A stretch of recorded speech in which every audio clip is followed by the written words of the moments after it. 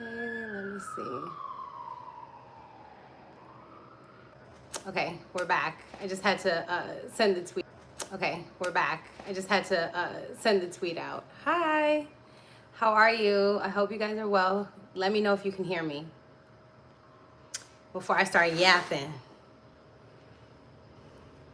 Let me know if you can hear me. Yay, we're here. I'm gonna let you guys pick the topic today.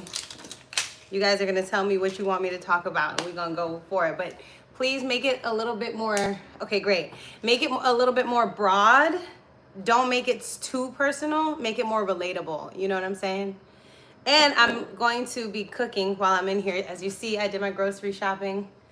Today, I went to Legree. I got my steps, all the things, right?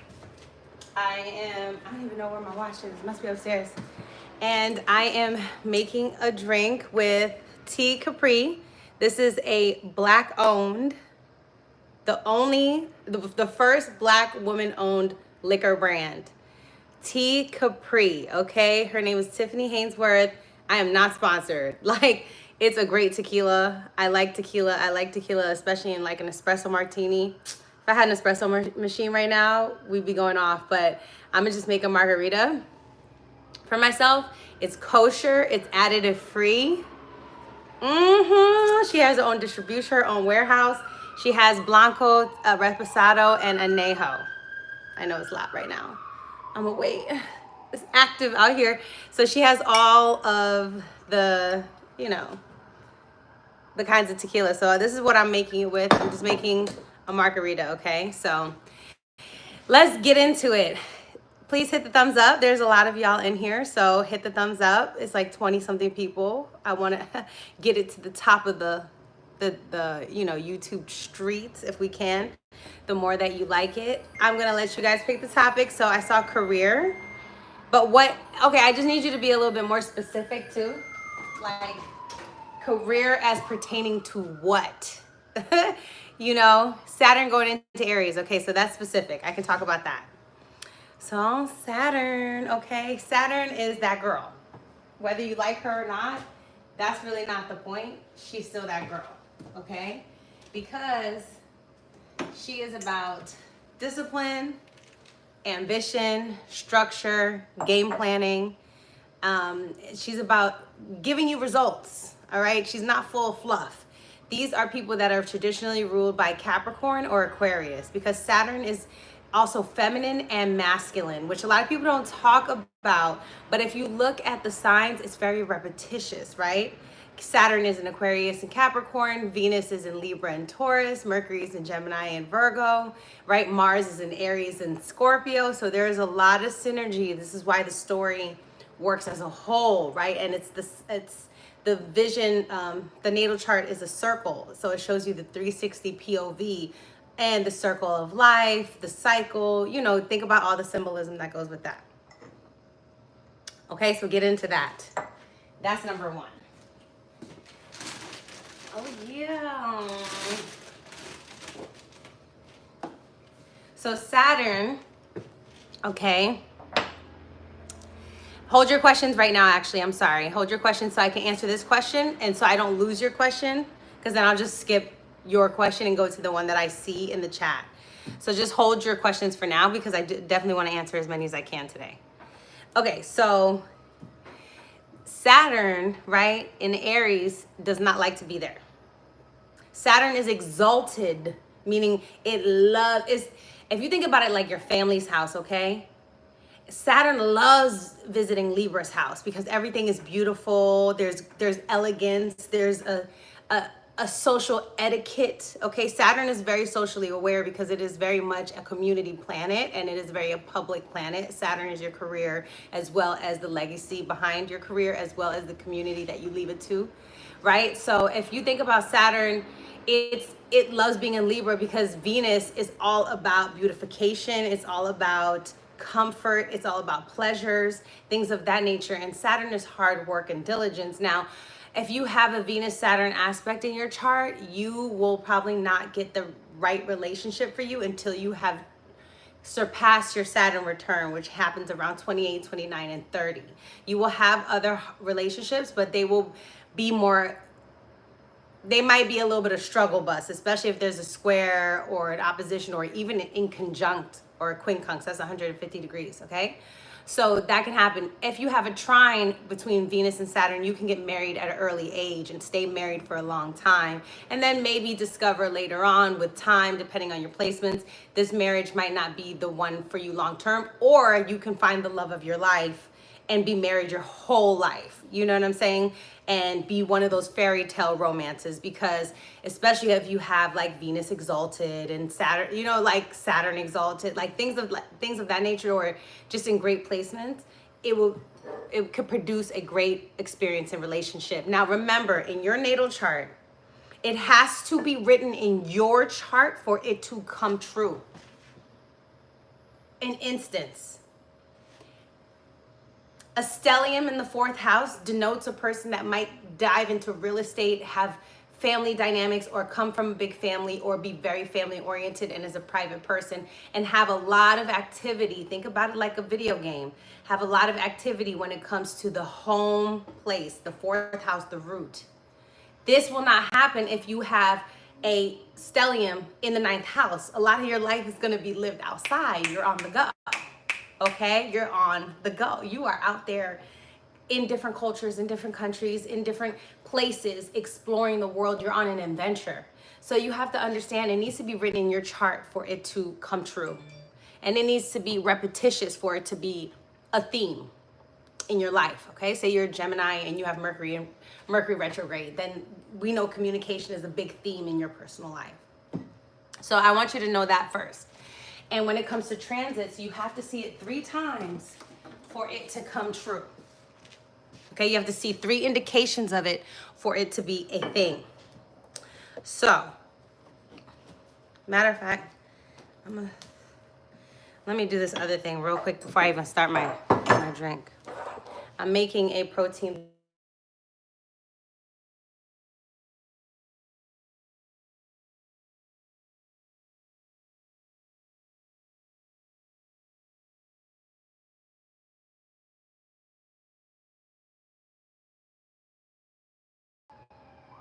Okay. Let me know if I'm back or not. Just let me know if you can hear me. I'm back? No. Hey, I'm on live. Is everything good? I'm on live, baby.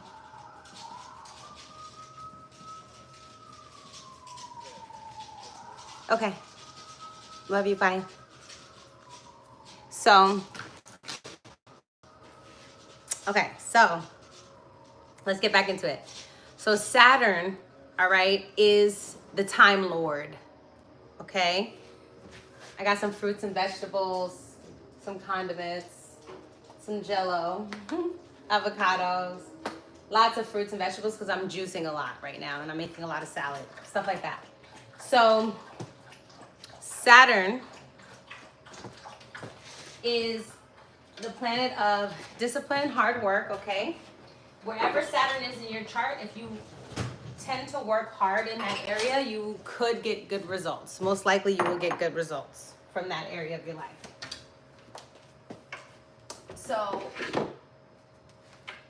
that being said, it hates being in Aries because if its favorite aunt's house is Libra, right? Let's go back to the family analogy.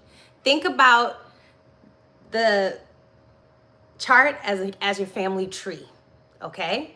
And wherever there's a lot of planets, those are the family members or people that you're dealing with a lot. Think about it like that, all right? Wherever that is. Now, if you have planets that are in houses they don't like to be in, and in signs they don't like to be in, that's your aunt, your uncle, or the best friend, or the lawyer, or the counselor, or your mom, or your father, or your lover. Those are the people that you have tumultuous relationships with, okay? I'm taking 1 cup of gluten-free flour right now. I'll show you what I'm making in a minute. I hope that makes sense. So with Saturn in Aries, likes to do what it wants to do, right? It's a planet about individuality, pioneering. It's a planet that likes to jump in head first. Baking powder.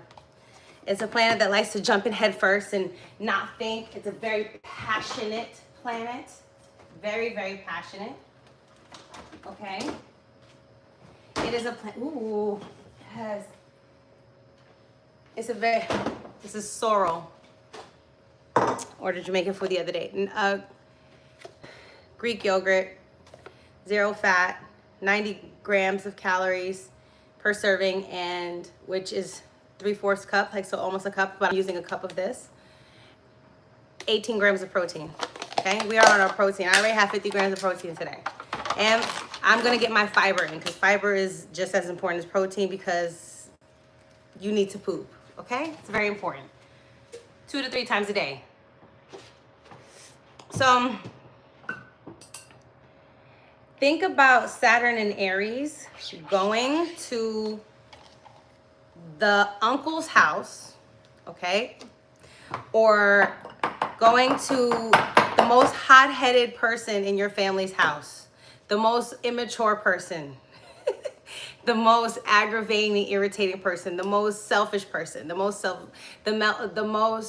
temperamental person, the person that loses their shit when they don't get their way, that does not understand compromise, does not understand negotiation, none of that, okay? Think about it like that. I want you to think about Saturn in Aries like that. And think about somebody who feels constantly restricted, who feels that they go through punishment, because Saturn can feel like a punishment, okay? And Aries is a fire sign. So Saturn is repressing a natural fire, okay? People who are born with this feel like they have to be less passionate. People feel some type of way because they're so intense, and their intensity can come off very like not cute to a lot of people, but it's the way that they've learned how to do passion, right? And then Aries is about defense, being able to defend yourself. How do you stand up for yourself? What tools are you going to be given to survive in this world? That's what Aries is. Aries is the way that you are willing to stand up and fight for yourself. So if it's in your 3rd house, you fight with your words. If it's in your 11th house, you fight with your, with your community and friends, and you get them involved when you have fights. If it's in your 10th house, you fight for your career and you fight for your reputation. Okay, if it's in your 6th house, your health, your daily routine, you fight for the employees. This might be an HR person or something like that. Okay, so this is what Mars is. Aries is. Aries is where you're gonna fucking fight. And if you have Venus in Aries, you're gonna fight for love. Okay, you're gonna fight for love. You have Venus in Aries, you're gonna fight for the relationship, but you're gonna fight for self-love specifically, not necessarily to keep other. Venus and Aries people can very much let go motherfuckers real fast. Just ask them. They're like, if you get in the way of my self-love, it's a problem. So there's no good or bad to signs. It's just a matter of using the energy properly, okay? And because too much of a thing is not a good thing, as we know. So now I hope that explained it a bit, right? Saturn is going to delay, deny, refuse, make things harder for you, kick your motherfucking ass, make you feel rock bottom, make you feel rejected. That's what Saturn does. Glocky, please stop. That's what Saturn does. But it's also a boundary, and it's also a protective mechanism. Okay, because Saturn, that's why Saturn and Capricorn rules the bones and the ligaments and the joints and, the skin even. This is why people Capricorn have usually really good skin. Capricornian people, okay? They age backwards. They're my Benjamin Buttons of the zodiac. So Saturn in Aries is going to slow down individuality. It's going to slow down aggression. And that's going to feel like frustration. It's going to come across like frustration for some people. Okay? Because that can also constrict the libido. Because Aries, again, is our passion. It's what drives us. It's like putting the wrong gas in your car. It could feel as if you put lead in there. So now, is this going to feel this way for everybody? No. It can actually come into a massive form of self-discipline for fire signs, Sagittarius and Leo. These people are going to highly benefit from the Saturn in Aries transit. Now, don't forget, Saturn is with Neptune as well, and Neptune is dreams, and Saturn is reality. So it's dreams realized, okay? Dreams coming true. If you have anything at 1 degrees, 2 degrees, 3 degrees in Aries, Sagittarius, or Leo, as well as 28, 29 degrees of Pisces, Scorpio, or Cancer, you are going to benefit from this transit because it's making a trine, meaning there's an ease of flow and an opportunity for you to realize the dream. Now, say if it's playing out in your third house, okay?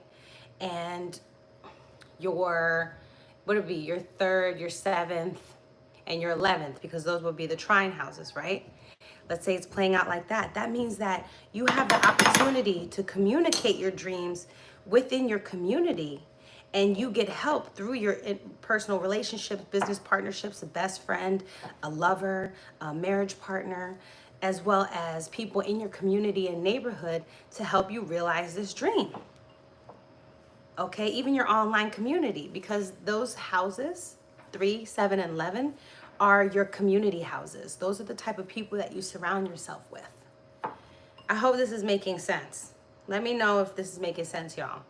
So with Saturn and Aries, the thing about this transit is Saturn hasn't been in Aries for 8 years? Because it takes Saturn about 27 years or so to go around the zodiac. So mind you, if you are older than 27, where were you 27 years ago? Okay? Where were you 27 years ago? Because that was a Saturn cycle.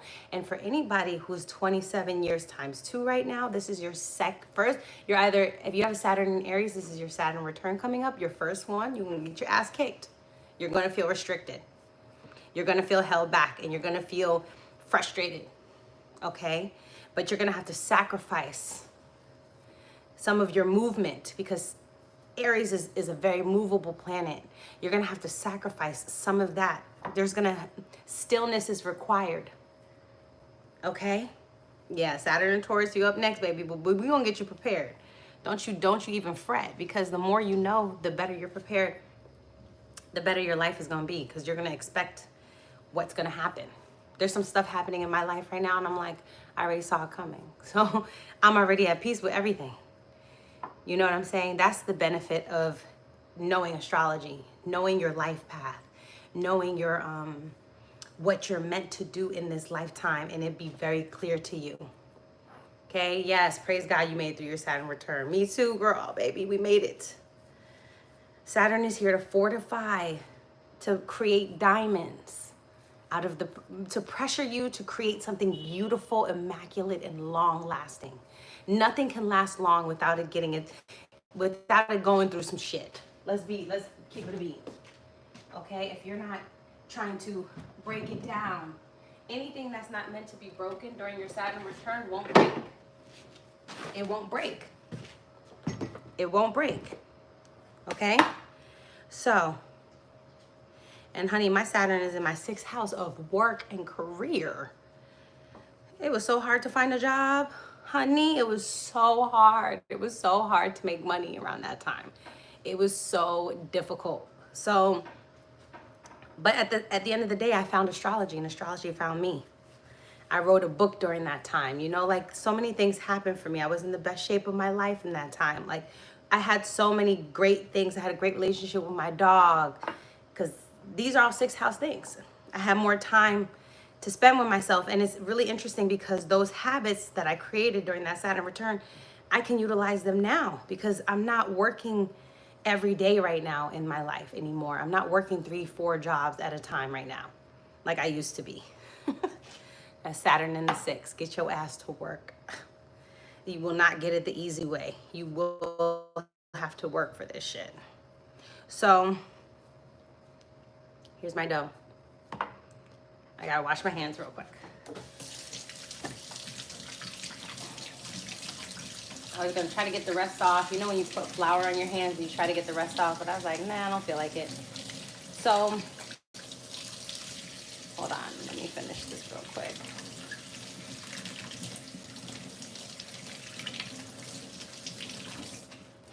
So Saturn in Aries is also going to be extremely beneficial and very lucrative for my air signs. Everything except for well, Libra too, but it's going to come at a cost. Okay, you're gonna not feel like you got a good deal, but it's gonna come at a cost. It's going to come at a cost. Libras are the only ones that probably will not get away with it. But so if you guys like this, you can give me some more thumbs up. Thank you so much. I'm so appreciative. So Saturn in Aries is going to be great, amazing, spectacular for Gemini placements, okay? Geminis are gonna have a good old time. Gemini, stand up. Gemini risings specifically are gonna have a really great time because they're gonna have the opportunity, and Aquarius are gonna have a great time because this creates sextiles. So I want you to look to all your Aquarius placement, even if it's the first, 4th, 7th, or 10th house, especially if it's the 2nd house or the 8th house. Look at the degrees, because say for instance you have Aquarius at 15 degrees ruling your 2nd house, you're gonna wanna look when Saturn gets to 15 degrees for your 2nd house, because there's an opportunity for you to create a long-term wealth plan or some type of return on investment, okay? So you got to think about it like that, because you're a Capricorn rising, you have Aquarius on the 2nd, then it's up to you to go get it and to build it and to be the leader about it and to create a plan, a real life plan, okay? So that would happen for like Aquarius in the 2nd house. You could have an opportunity to make money. All right, so, and I think I did a whole video on this before, but Saturn in Aries is going to be very difficult for Cancer placements because it squares Cancers, meaning that emotion, the temperamental emotion, right? Fire and water. You have to work very hard to create steam and to not have it evaporate and for it to disappear. You have to be very slow and tempered. I mean, think about boiling water. It can either go really fast if you turn the heat up really fast and then you boil the water really fast, or it can go nice and slow. You see what I'm saying? Nice and slow. So Cancers are going to have a hard time. Capricorns are going to have a hard time. And Libras are going to have a hard time, because with Libras, it's an opposition. That means you're going to feel like you're in a battle with somebody. When it's Cancer, there's going to be some type of emotional thing that comes up, and you're going to be emotionally challenged. Your emotional anger and how you handle emotional anger, not just like highly sensitized, past triggering, familial, rooted inside of your psychology, emotional rage, anger, frustration, and irritation. Okay, that's going to come up because Saturn's going to square you. But the good thing about the cardinal squares are that you're mad fast and you're over it fast. That's the good thing. Now, depending on how many other placements you got, that's going to be, but overall, it's going to be like a quick life lesson, if you're willing to do it. But Saturn does linger for a little while, okay? Then Capricorn, because Capricorn has to deal with your career, your public status, your reputation. It has to deal with those things, and depending on which house it's in. But Saturn is the ruler of Capricorn, so it's squaring its own sign. So it's almost like you're at your temperamental uncle's house or little brother's house, right? Because that's Aries, or this man in your family. at their house, and they put you in a position where you have to lie, or now you're at odds with your own parent, your own grandparent, your own elder, your own authority figure, or your own inner authority, depending on where the placements are. So you're going to have to fight an old mindset or tradition, and depend if you win, it really depends on the placements and the lesson that you're currently having to cycle through. So you can know which lesson you're cycling through by looking at your solar return chart, by looking at your perfection year, you know, like, is it your third house year where you have to work on communication skills? Is it your second house year where you have to learn how to manage your finances, assets and money and liabilities? Is it your first house year where you really have to show up and be part of a lot of transformations? Is it your 12th house year where you're rooted in a spiritual awakening, right? Or even confusing moment in your life, because every spiritual journey or like impasse in your life is not always very clear. It could be very confusing. And then, you know, or is it a health thing because of your 6th house? So you really have to think about what it may be. It could be the 7th house, it could be your relationship and your partner and things of that nature. So you want to think about that, right? Because Cancer and Capricorn risings, for instance, these nodes are in your 10th house and your 4th house. So it's a home it's literally your whole foundation. It's the whole foundation of your chart. You're going to feel like, am I going the right way? Am I living in the right place? Am I doing the right career? Am I with the right person? Like, am I in the right relationships? Am I right? Am I disciplined? It's going to be all of these kind of inner feelings. So it's going to be more difficult for that. And then in conjuncts are going to be Virgo placements. Virgos are going to be very irritated and very frustrated because they're going to feel like their time has been stolen during this transit. And there's going to be a need of sacrificing your raw desires for this moment. And this is a 2.5-year transit. The more planets you have in the chart, the longer this task and this challenge is going to feel. It feels like you're longer in the gauntlet. The less planets or no planets that you have, you're just going to feel irritated. You're going to feel like that house is itchy, or like just, you know, something's getting under your skin, but you're not really going to make any movements. It's going to more happen to somebody else that you know, but you're still going to be somehow invested in the situation, right? So say you have no Cancer placements, this might not happen to you emotionally, but it's happening in your family. It's happening in your family. You know what I'm saying? So it's still going to impact you whether you want to or not. How does Cap rising handle not knowing what I should be doing? Well, you have to look as a Cap rising, slow and steady wins the race. That's your whole life. Your whole life is one foot in front of the other. There is no running. There's no running. It is a hike. And you have 40 pounds on your, and the older you get another 5 pounds and another 5 pounds. Or honestly, no, I'll take that back. When you're younger, you have like 70 pounds on your back and it's taking forever. But as you get older, the weight keeps getting easier and easier, and you end up being able to go. But with Capricorn rising, you have to look to your Saturn placement. Now, Aries is going to be, if I'm not mistaken, in your 4th house.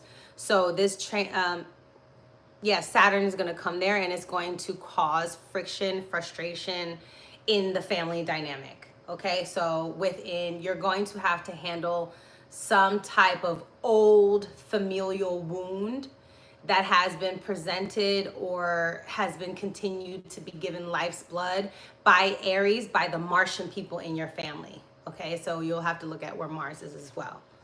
But Saturn in Aries just tells you to don't react so fast. Okay?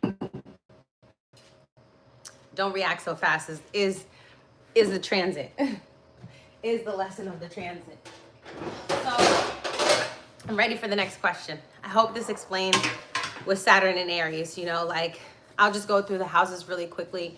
If you're in Aries, that means you're gonna be more strict on yourself, more disciplined, you might end up becoming very muscular, very fit during this time, especially if you have good transits going on. You can become really, because Saturn restricts you and it makes you more bony. Like if you have Saturn in the first house, you're more of a bony person, or your bones or your teeth or things like that is just more prominent on your body. So that's what Aries rising is going to go through. They're going to feel more restricted. There's a lot of pressure. Saturn creates weight. So it's going to feel like you're weighted. This could cause anxiety or self-induced pressure. So you're the one that puts the weight on and off. Remember that in this transit. If you have Aries in the second house, then you're Pisces rising. This has to do with your money and your assets and your flow and your budget. You have to learn how to manage your money during this 2.5-year transit. Hopefully you have some fire signs and some air signs to help you out so you can find where there's money. But when Saturn comes through this house, it restricts your income and your income flow. So you have to think of creating a long-term plan for yourself. Like, okay, for 2 years, the rent needs to be the same. My food needs to be mostly the same. My car note needs to be the same. There needs to be some just consistent financial things if you can control that. But having some safe money on the side is really, really necessary, because Saturn can come here and disrupt it, but it'll make you work hard for your money. You'll become more mature about handling your finances because of the predicaments that you'll be in. Because with Aries in the second, you're already impulsive with your money, if that makes sense. So if you have Aries in the third, you're an Aquarius rising, this is a great time for you. This is a really great time. You're going to be able to communicate right. Your mental is going to be clearer. You're going to be able to, maybe do some community events, things of that nature, come out with a podcast, get your interview skills up, learn languages, things of that nature. Your communication skills are going to go.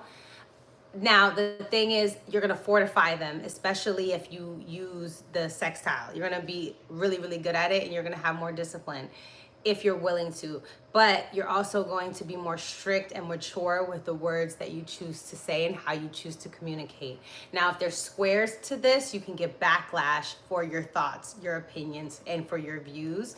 And Saturn is going to come and help you rearrange and create boundaries around how you want to express yourself in certain situations. And it's going to put the timing of saying something in the forefront, and you're going to realize, okay, maybe I shouldn't say it at that time. I should say it at this time. Things like that. If you have Aries in the fourth, like I said, you're Capricorn rising, you're going to have family drama going on, and you're going to be involved because your rising sign is in your fourth house. So you're going to be spending a lot of time in private or just like in your emotions with your family, dealing with family things in the home, stuff like that. If you have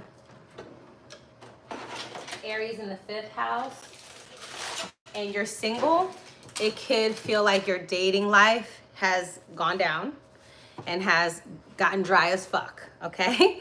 That's what it can definitely feel like for this transit when you have it. Okay, yeah, I think I'm good. Am I good? Hold on. I did use gluten-free today. We shall see. So yeah, you will,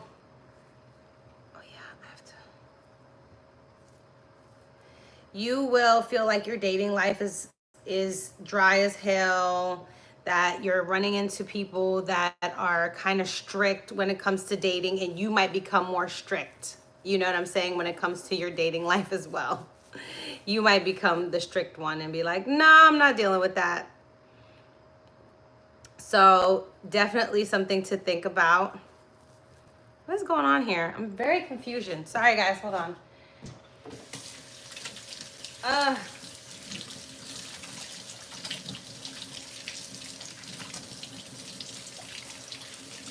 Let me see what's going on.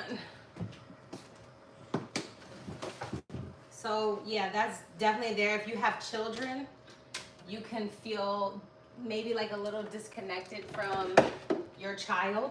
You can feel like you guys are not on the same page. Or your child could be going through hardships themselves. Okay, that's definitely, because remember the fifth, you can see people through your chart too. And the 5th house represents your children. It represents the things that are fun, your hobbies and stuff like that. And the best version of this is like you might be starting to take your hobbies more seriously as well, because Saturn again is a dream realized with Neptune, and you might be in a very creative and taking your creativity very seriously.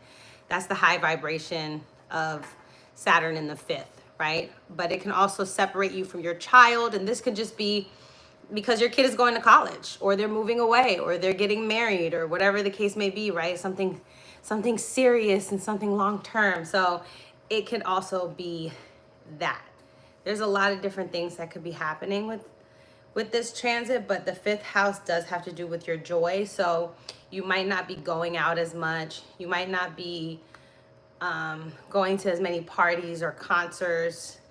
You might not be you just might not be doing those things as much. You might be feeling like this is a more serious time in your life, because Saturn is coming to slow things down and is coming to mature even your tastes in things in your hobbies. So your hobbies are gonna shift and change. So that will definitely happen with Saturn in the 5th house. Also, there could be a karmic love connection with this placement, with this transit. So say you have Sagittarius placements and you have Leo placements, it could feel like a long love affair. You know what I'm saying? You know when you sleep with somebody like one or two times and then it turns into an 8-month romance or whatever. So you guys could be dating on and off, or there's like this kind of fantasy love romance thing, because remember Neptune is going to be transiting this house as well, and this is for a 14-year, like I think almost 14-year transit. So this has a lot to do with what makes you happy. Hi. So it has a lot to do with what makes you happy. I hope this makes sense to you if you have this placement. That is a Sagittarius rising. So actually it's going to be good for you, Sag. I think it's going to mature you when it comes to your dating life. Now, if you are in a relationship already, and if you guys want me to do relationship astrology, let me know. That's looking at your 5th house planet and your 7th house planet, and that will show you how your relationship is going right now. I know y'all are so into so many things you could look at. So yeah, but that is going to be your transit. And as a Sagittarius rising, I think you're going to start taking some of your hobbies more seriously. You might start making one of your hobbies a business for sure, because you're Sag rising. So yeah, and then Capricorn is ruling your 2nd house. So yeah, your 2nd house is going into your 5th house. So that definitely means like money and hobbies are connected, and you're somehow in that too. So that's definitely a thing. If you're Scorpio rising, you have Aries on the 6th. This creates a natural inconjunct, so just like a type of irritation. But remember, Mars is like the planet that rules you anyway, so you and your 6th house are kind of always a thing either way. So for you, it's going to have to do with work again. Work, being restricted in your work experience, getting fired, getting let go, quitting, not wanting to spend your time like that day to day anymore. Like you're gonna want to change some part of your daily routine. Saturn also severs things, just like Mars. Mars is just way more swift. Saturn is like a dull severing, you know, but like a heavy kind of feeling. So with Saturn in the 6th house, like I said, I went through this transit myself. It was hard to get work sometimes, or work was just, it was not as fruitful as it usually is, depending. But if you have, again, Leo placements, Gemini placements, Aquarius placements, Sagittarius placements, this is going to be a different conversation for you in your chart. And especially if you have Saturn nicely aspected, if you have Saturn trine Jupiter, Saturn sextile Venus, like you're going to be fine when it comes to work, but there will be changes in your day-to-day life. Now, when it comes to your pet might go through something Saturnian, which can restrict them in some type of way. So be careful. Aries denotes fires and Saturn denotes structures. So just make sure that you're watching your fires, you're making sure that things are screwed in properly and stuff like that. That's what you want to make sure. I hope this makes sense. Give me some thumbs up if you guys like what I'm saying. Then, and this has to do with your health too, you're going to get way more strict on your diet. Then if you have Saturn transiting your 7th, you're a Libra rising. You're going to cut off or get serious about a relationship or a business partnership. That's the most, because the 7th house is just really about business partnerships. It's about one-on-one people, even down to your dentist, your lawyer, you know, your therapist, your fitness trainer, your marriage partner, your business partner, your best friend. Like, those are the things that the 7th house rules. It rules close and intimate relationships, people that you're close to.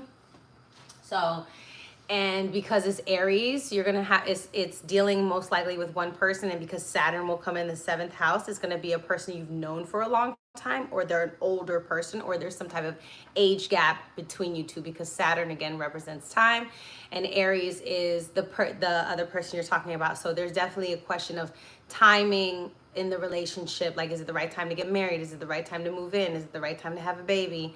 Is it the right time to sign this contract? Is it the right time? Is it the right time? Now look at Mars. Mars has, you know, and look at your 3rd house if you're talking about contracts, because that rules contracts, and make sure those planets are in the clear. Okay, so Saturn coming through the 7th house is going to test your relationships. I went through this transit as well.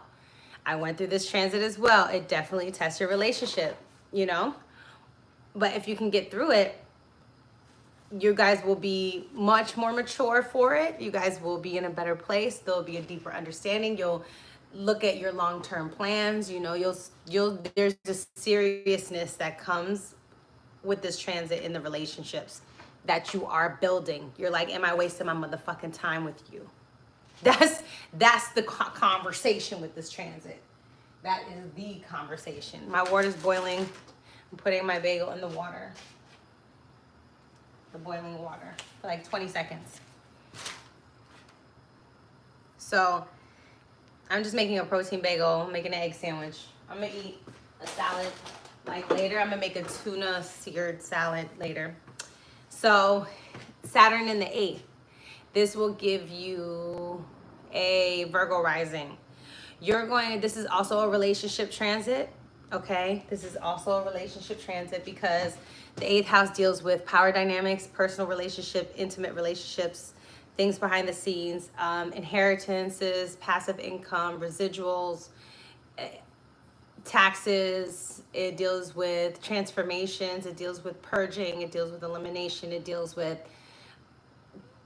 other people's money and investments, other people's resources, alimony, stuff like that. So Saturn here, again, depending on which signs are there, but it creates an inconjunct. So the 8th house and the 6th house both create inconjuncts to the 1st house. So it can make you uncomfortable. The 8th house is a triggering house. It has to deal with hidden motives, secrets as well, the occult knowledge, hidden knowledge. Hold on.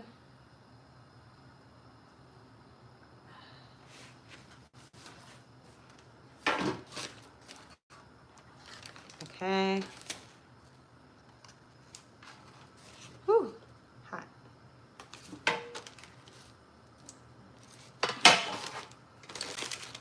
I'm not gonna egg wash it because I just don't feel like doing all that.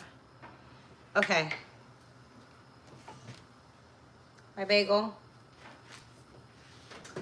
I boiled it. I don't know why you're supposed to boil it for some time, but that's what I did. Okay, so anyway, in the 8th house, I've also went through this transit. If you've been alive long enough, you go through all these transits, okay? The 8th house is pay your motherfucking bills house. Okay, so is the 2nd house. And so is the 6th house, because the 6th house also represents debt.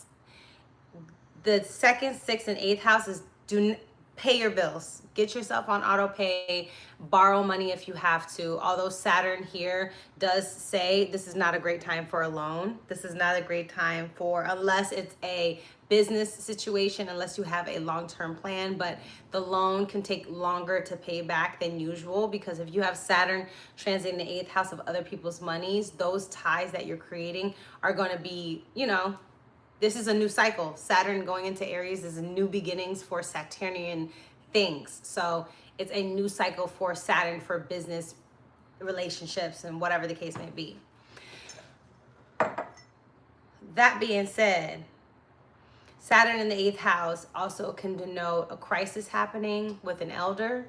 It can also denote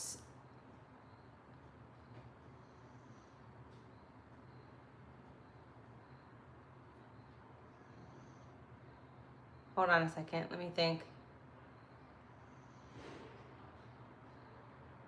Yes, so Saturn in the 8th house can denote basically like a power dynamic, an old power dynamic that keeps coming up and repeating itself time and time again, a tradition that you want to rebirth, transform.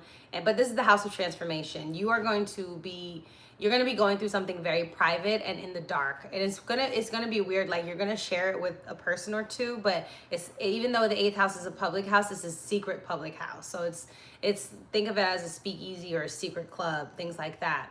So with that being said, Saturn in the 8th transit is going to make you get serious about your finances and your taxes. So don't miss any of your bills at this time. I would highly suggest that. So it's a good time to buckle down financially and look at long-term plans. Also, this is a great time to find if you're paying for extra subscriptions that you shouldn't be, or if you have great aspects to this, once again, you could be getting money back. If you have Sagittarius, if you have Leo, you could be getting some type of inheritance from an old job. You know those class action lawsuits that happen at places, and then you get those checks and say, oh, you're part of this lawsuit, and then all of a sudden you get $800 or whatever the case may be. That can also happen here, because remember, Neptune is here too, and his dreams realized as well. So it could be because it's money from other people. The 8th house is money from other people, and Neptune means like out of nowhere, and it becomes a reality. So it could happen for a while too. This is a great opportunity if you have air planets or fire planets to create passive income. This is a perfect opportunity for that, but you're going to have to look through it. You know, don't do it when Saturn is retrograde. Try to do it when Saturn is direct, because when retrogrades happen, you're gonna have to go through like stuff 3 times, you know, with that retrograde. So just try to avoid doing that then. But it would be, and I'm not a financial advisor, but this is good. This is a good investment house. If Saturn is in the 9th house, it's going to make you way more serious about your belief system, your education, travel can slow down for you, international travel, unless it's work related. Or again, an elder's calling or a mentor takes you on some type of work trip. So with that, you're probably a Leo rising, but this is actually good for you because it's trining your rising sign. So you could be asked to come and speak or mentor or coach, or be something you're gonna be seriously studious. You're gonna be really thinking about the bigger picture, how you feel about law, how you feel about culture, society, you know, different people with different backgrounds. So Saturn here can make you way more serious about wanting to connect on a global level. It's also the export house. So Saturn here could be, you know, exporting goods as well, Saturnian goods.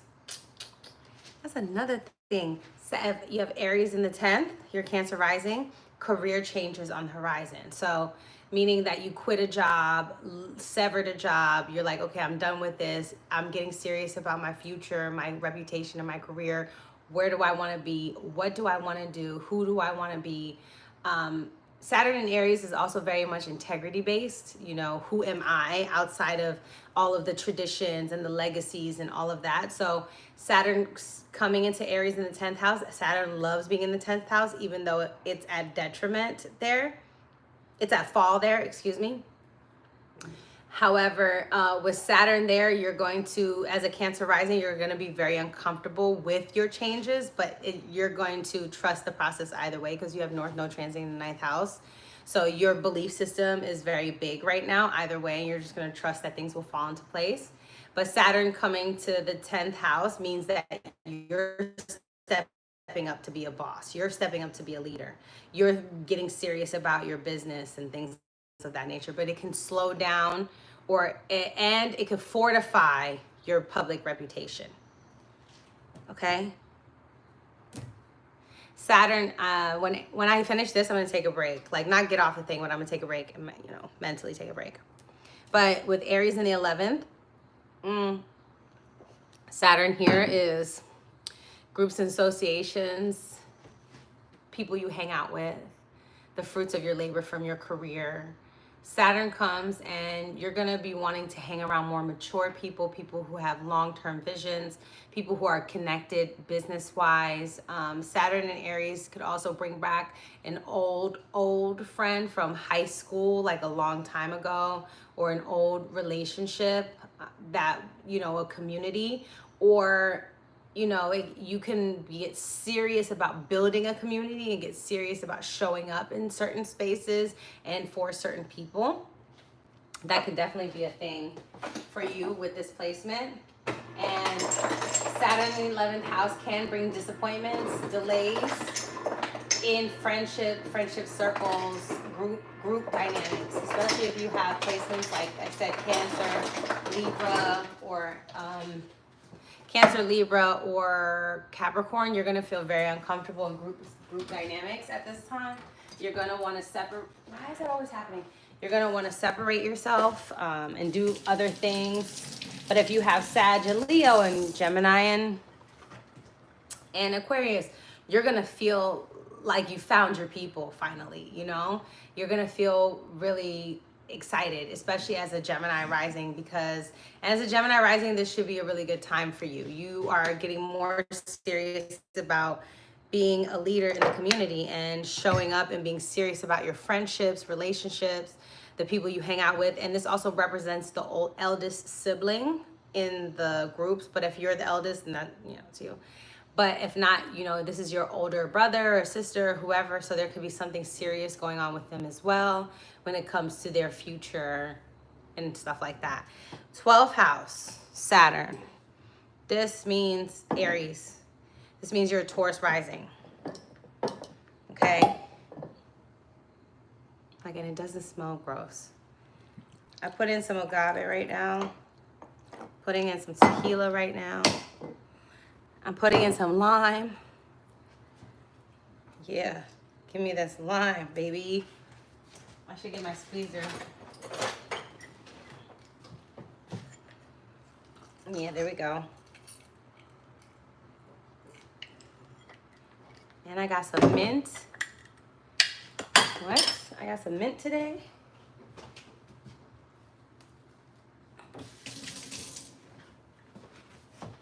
Okay.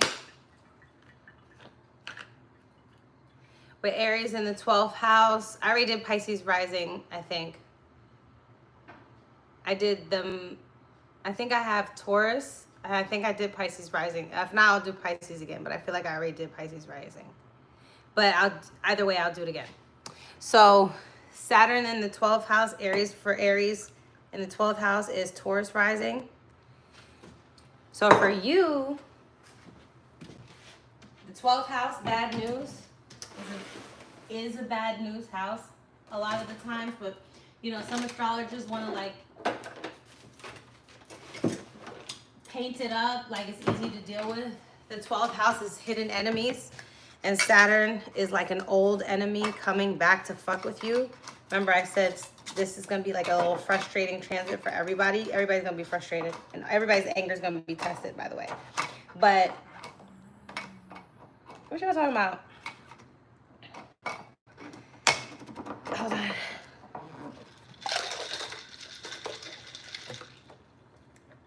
Okay.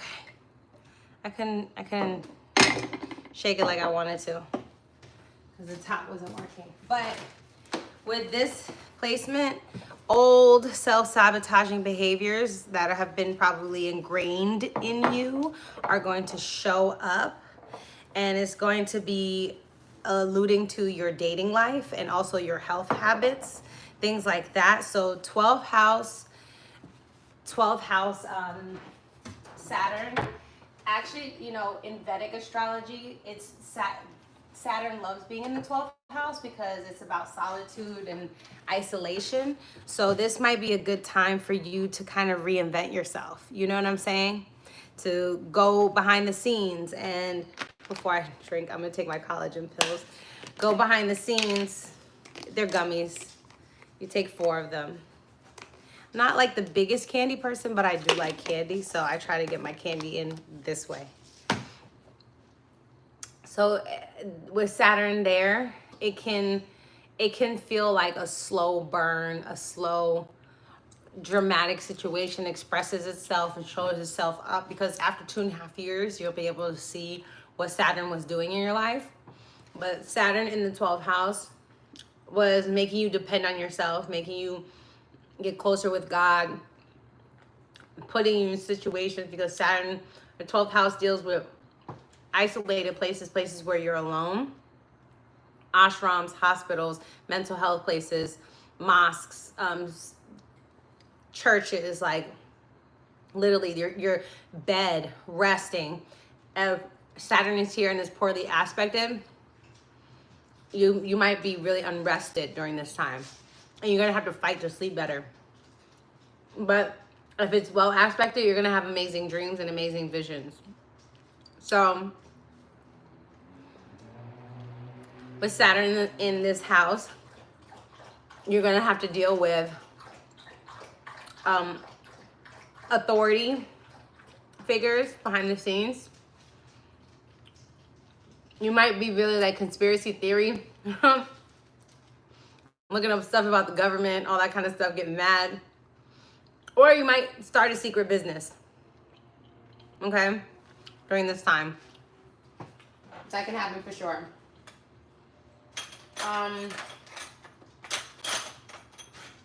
Or you might have a secret lover, okay? Yes, collagen powder. You might have a secret lover, because the 5th house, Capricorn rules your 5th house, okay? So there's a secret, there's something secretive going on with you. But that's all the placements. I hope you guys like that part. So tell me what you guys want to talk about next. I'm not gonna put this shit away yet, so don't worry about me. It's gonna be there for a minute. Okay. Ooh. How to work through hard aspects to North Node, square Pluto, and other challenging aspects to purpose and career. Cheat codes to work through those and how to transform them into empowerment and alignment. So squares to nodes, some astrologers say, are skipped steps. So the square is maybe you didn't accept the challenge of Pluto. I would need to know which sign Pluto's in, which house it's in, what's your North Node sign or your South Node. And I need to know where those planets are, because then you have to look at that relationship. So say if your Pluto's in Sagittarius in the 3rd house, then I know it has to do with how you communicate and the art of communication and mastering that and feeling empowered through listening, hearing, and speaking to disseminate wisdom through personal experience and everyday personal experience. But the nodes could be in Pisces, where, you know, you have a North Node in Pisces and South Node in Virgo, and you could be hypercritical, or you could be very evasive and omit things all the time. So you have to find a way to psychologically talk yourself into da-da. So I need to like know more. Oppositions suck. With my little mint.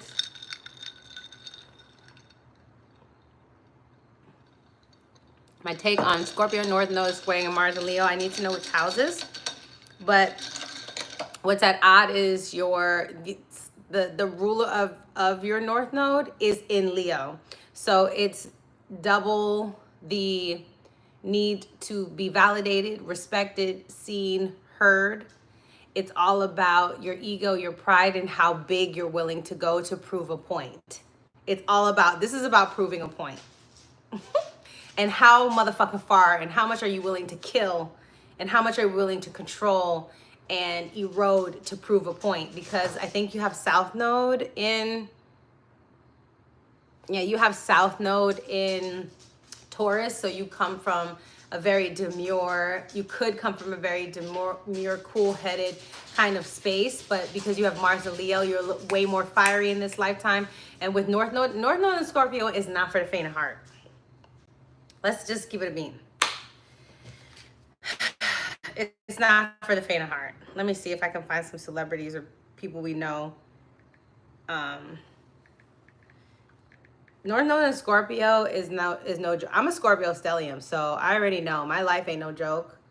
It's about near death experiences. It's about crisis, managing crisis. Okay, you said you have Leo in the 7th house and Scorpio in the 10th. So first of all, North Node in the 10th house, you're going to have a career, and you're going to have a very powerful career. Okay, you're going to be behind the scenes, changing things, shifting things around. You're going to wield a lot of power, money. But Mars and Leo in the 7th house, it's the people you partner with that are going to be a fucking problem, and potentially the person that you choose to marry, if they're trying to compete with you like a Leo would and trying to outshine you at your job, and they're not low key, and they're trying to be flashy and all this other shit, that shit's gonna agitate you in your relationship. Your marriage could be a propellant when it comes to your career choices, and how you navigate your career. So whoever you marry is going to motivate those areas of your life, your 10th house and your 4th house, how you handle your family home, and how you handle your career and public reputation with your legacy. And it's going to be dependent on how you handle friction, frustration, challenge from interpersonal relationships, dealing with Leo type people, which is famous people, well-known people, people who are lauded and the golden child, and they're the one. Okay, they're kings and queens. So you're dealing with a lot of kings and queens. Let me see. I'm trying to search. I want to search by aspect. Hold on. Planetary positions. Hold on. North Node. Let me put North Node in Scorpio, child. You can do it on here. Let me see if I know anybody. Charlize Theron. Reese Witherspoon. Who else is on here? Charlize Theron. Remember Scorpio's transformation? She did that monster movie. Scorpio's about control, power. It could be about murder, hidden motive, psychology, things like that. So she did that, you know? Northern Scorpio. She went to the dark side. Which one? Hold on, let me see.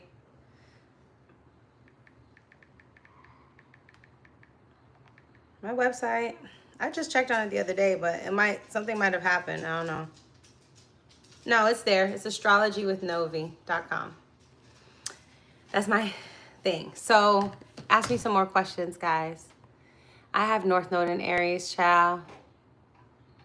What kind of woman would I be attracted to based on my Venus and Mars and Gemini in the 8th house?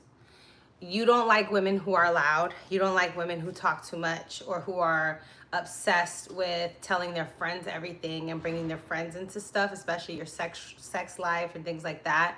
But you could be attracted to volatile speakers, people who like to irritate you with their words and trigger you with their conversation or things that have been said. So be very mindful to that, because you love talkers. But unfortunately, with Venus in the 8th house, this can denote people who cheat, okay? People who lie, people who spin the truth, or have, other options. Because to me, a lot of Venus and air signs, in my opinion, a lot of y'all, or at least 30-40% of y'all, are not monogamous, okay?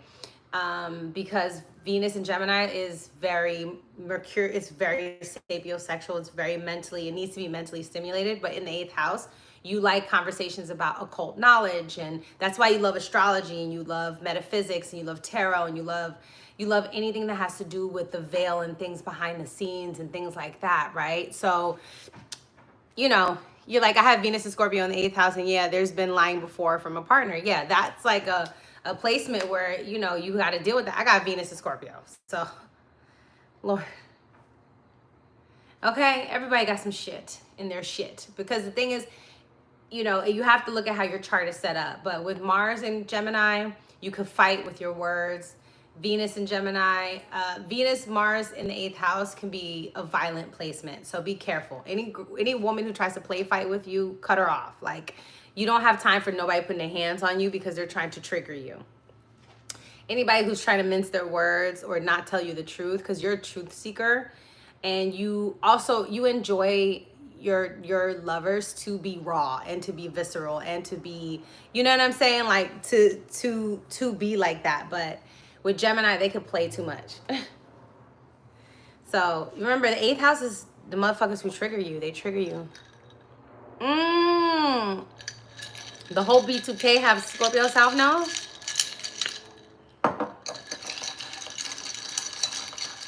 Yeah. Scorpio South Node ain't no. Hey, Scorpio ain't no. Scorpio's not for the fucking weak. Cancer's not for the weak either. Cancer, water signs. It's not for the motherfucking weak, bro. It's not for the weak. So do you know there's asteroids, guys? Okay. Oh, is this gonna turn out how I want it to turn out? Oh yeah, it feels good. There's asteroids as well. Asteroids, guys. Fucking fire. Oh, let me tell you which book I got right now.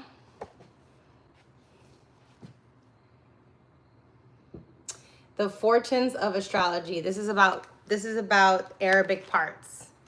This book, guys, timing of prospects of marriage. It's the Lord of the 1st house plus the Lord of the 7th house. And then when Jupiter conjuncts or trines this point, that brings happiness in relationships, and that's when a marriage proposal can come through. Okay? That's the Lord of the 1st house plus the Lord of the 7th house. So that's, okay. So remember, there's 360 degrees. So if you are an Aries rising at 15 degrees, you're going to take 15 degrees. And then you're going to take the other, which is 180 degrees away. I think it's 180 plus 50, 195 degrees. And you're going to add those together, and that's where it's going to be. So it's the degrees when it's talking about this, but of course you can do it online.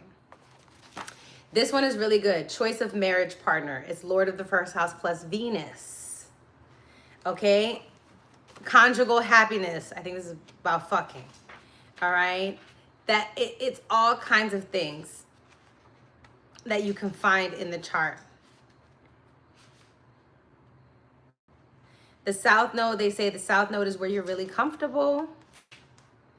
You're used to being there. So check this book out. I like it a lot. My boyfriend and I have Saturn in the 1st house and Sun in the 7th. Yeah, y'all serious about commitments and relationships. Very serious. That's very similar, you know, but it depends on the signs again, because if you have fire signs and he has water signs, that's different. You guys approach relationships differently. You approach how you show up differently, right? People with Saturn in the 1st house are very disciplined.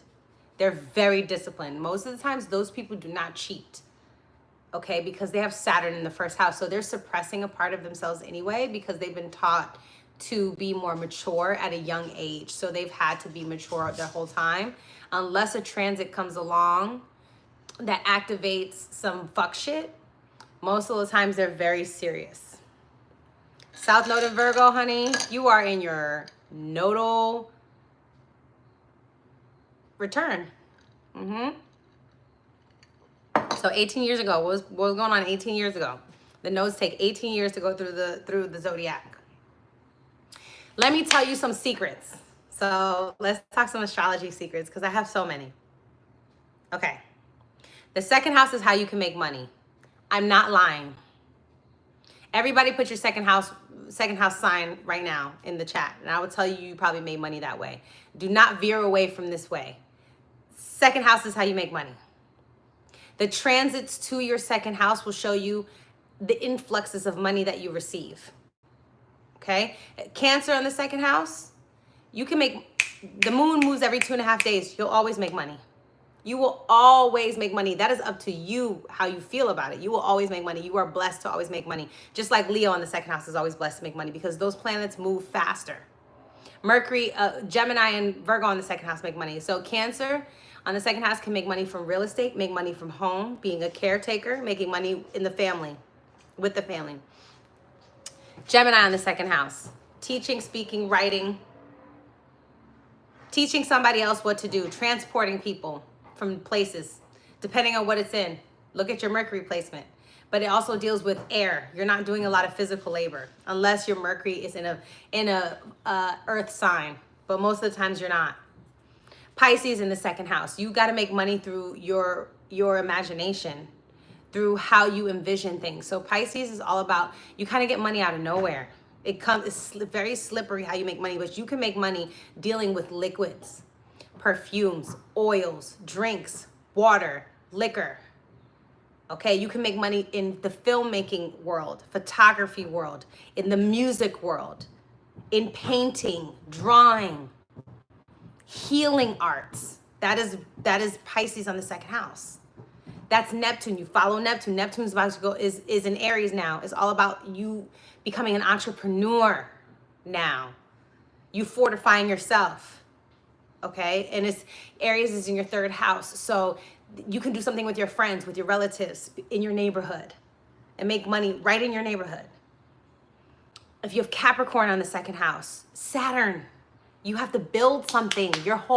You make money by helping people build systems. Say your Saturn is in Virgo. You help people by organizing their life. You can be an organizer. Like, look at this. This is a system. You can do that. You can be a headhunter. You can be literally in construction. If your Saturn is in the fourth house, you can do great with construction, right? Especially if it's aspecting Pluto, you can get foreclosures and stuff like that. So let me see what else you guys wrote. Aquarius in the second house, air sign. So if you have an air sign on the second house, Aquarius, Libra, Gemini, you have to be using your mind and your network to make your money. That's how you make your money. And with Aquarius on the second house, Aquarius rules the internet. You can make a lot of money right here on these internets. Okay? I'm using Vedic and Western together. I use them together. I'm a person who combines all of this shit that I've learned. I learned from KRS-One. I learned from Gemini Brown. I learned from Meredith. I learned from Maria Di Simone. I learned from Stormy. I learned from all the books that I have on my thing. I fuse everything together because for me, I have Jupiter and Pisces. All the wisdom flows into each other. How I like to move, for me, is the closer a planet gets, the way that you can know. I need you to journal for the next month. The next 6 months. The closer a planet gets, look at the moon.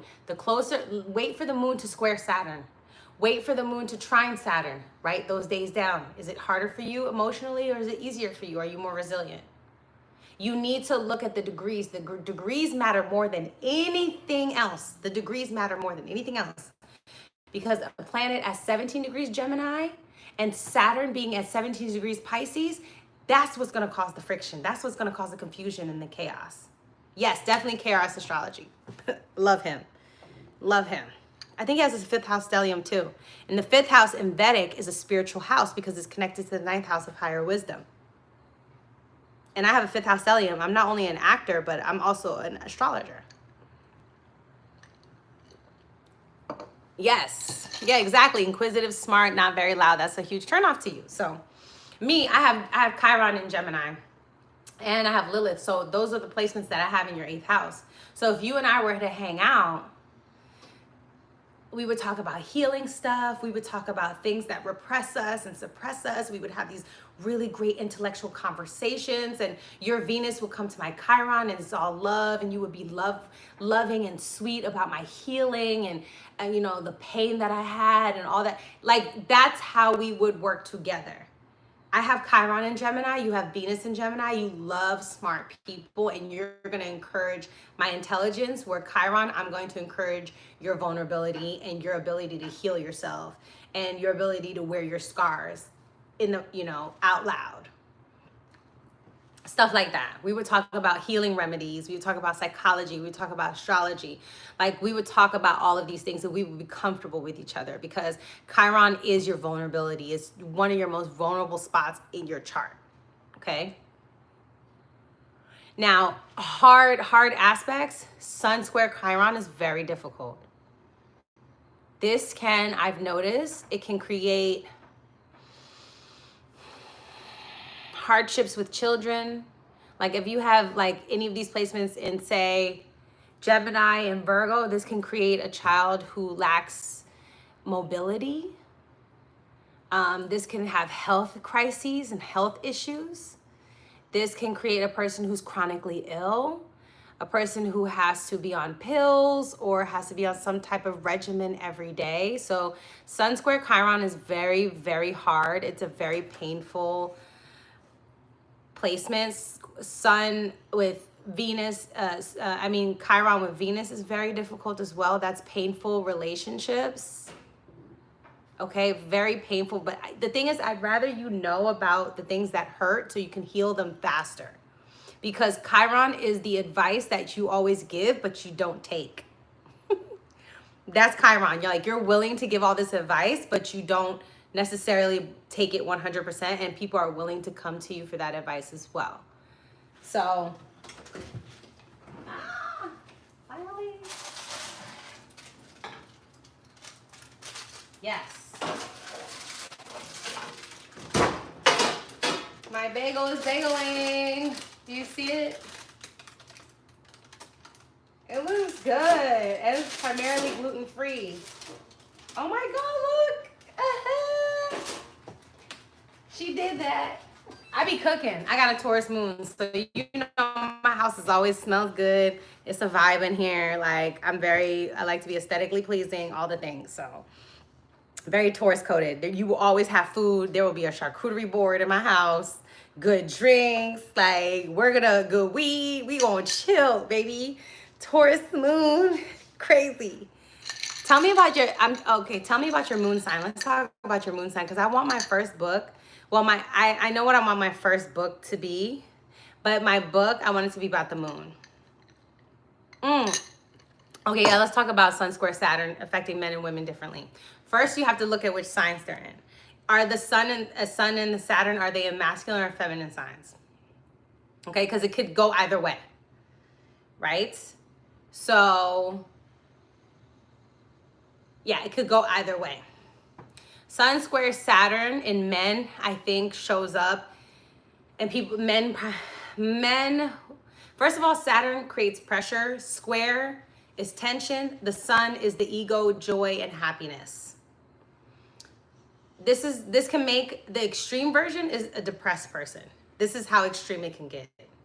A person who grew up really, really, really restricted, had to follow a curfew, had to take care of their elders, or was raised by an elder, experienced the family or the father experienced a lot of hardships. So the joy wasn't always there. It could be financial hardships, right? If you have Saturn in Taurus square, the Sun in Aquarius. So he couldn't think about the future because his money was always tied up in some bullshit. Sun square Saturn makes it very difficult for career in general. Just in general, makes it very difficult for the traditional career. I'm just saying, listen to what I'm saying. Sun trine Saturn, you will have an easier traditional career. Sun square Saturn, I bet you there's other things in your midheaven and stuff like that that shows you, you're not supposed to do your typical thing because you want to be the leader. But the Sun square Saturn in women is going to come up as suffering.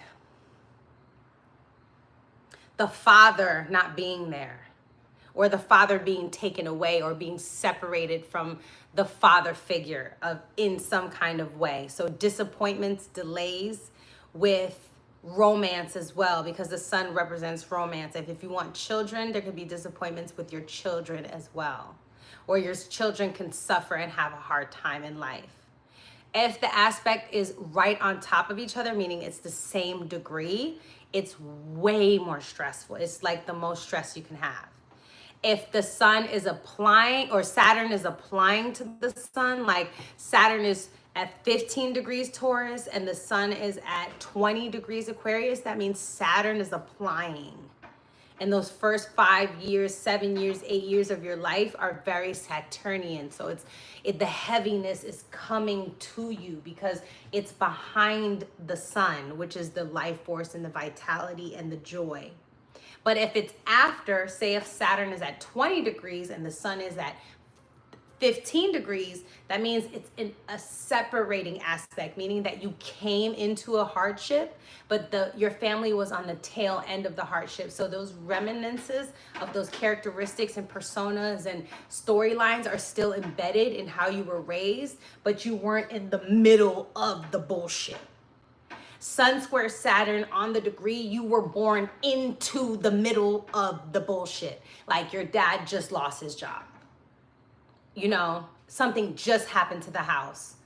If this was the 4th house and the 7th house, if your family just separated, this a lot of the times, unfortunately, can end up in divorce, separation from the family, from the child.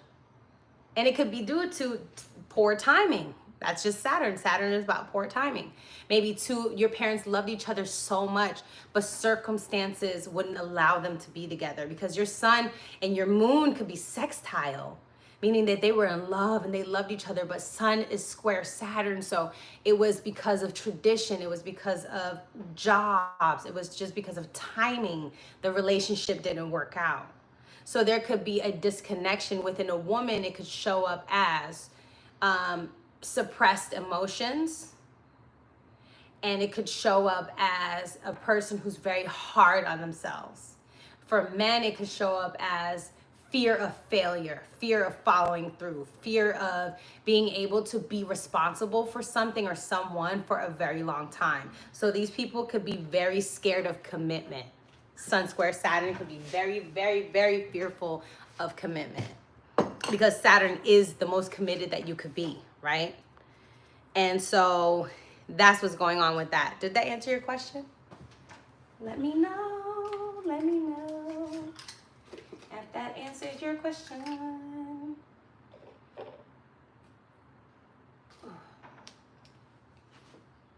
Let me know if that answered your question. Hopefully it did. And Saturn is where you're always going to be hard on yourself.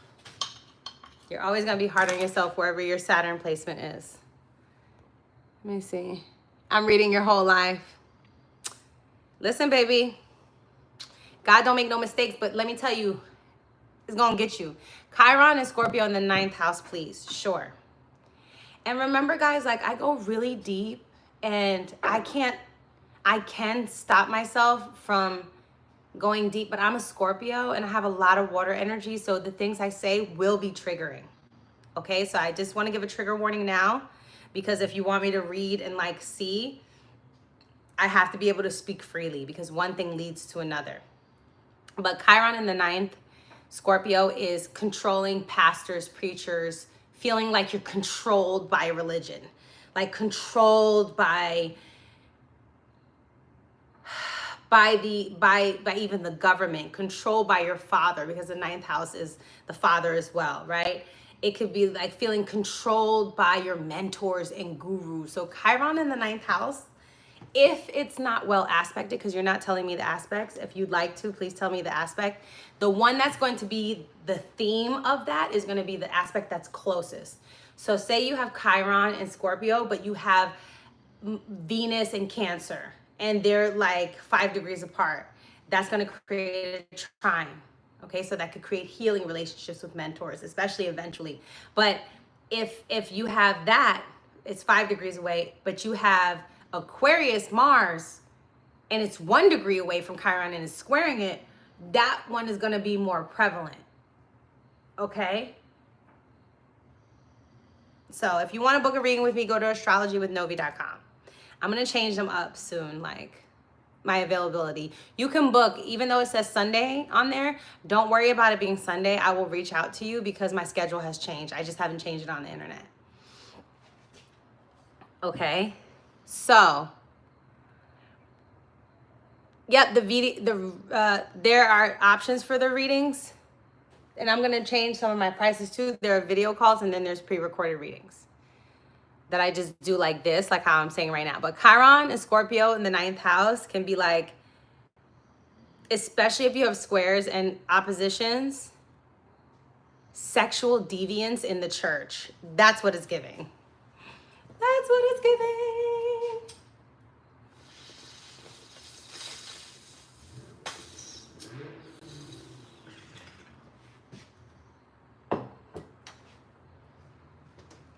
Sexual deviance in the church, because Scorpio is hidden motives.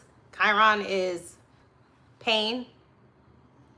So painful, controlling power dynamics, painful secrets that have to deal with ninth house mentors, gurus, teachers, even having issues in college, even incurring debt. Like, I don't know, just your bills not being right, even when it comes to school, and that being a constant situation, right? If you're saying it has no aspects, what you need to look at is which house does it aspect the closest, and if there's any asteroids or fixed stars around it. And remember, in conjunct is an aspect. So Aries is in conjunct to Scorpio and Virgo. So if you have any of those placements, it's creating an inconjunct or a quincunx. It's 150 degrees, and that shit is fucking. Those are irritating as hell. A lot of people don't talk about those enough. They can fuck your shit up. That's for sure. They can fuck your shit up for sure, for sure.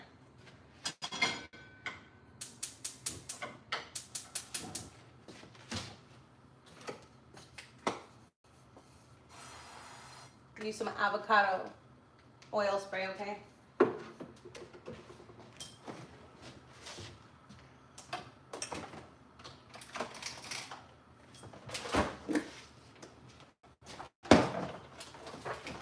Let me see what else you guys are asking me.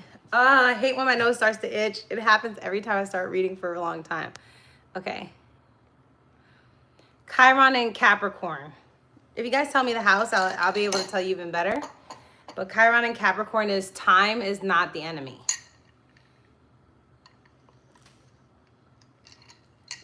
The government is the enemy, but it's not the enemy. If you understand what I'm saying. You can have your the elders, grandparents could have issues. There could be issues with the bones, the ligaments. That's where the pain could come. The teeth. That's what Chiron also hurts, you know, whatever the areas that it rules, because each zodiac sign rules something different. But Chiron in Aries, okay, is about time, accomplishing things, being ambitious, status, never feeling good enough in the position that you're in or at work or what you do for your career. But your career should be a healing career either way. It should be a career where literally it has to do with time manipulation, things like that. Ask me some more broader questions. Chiron and Moon and Leo is a disappointing childhood.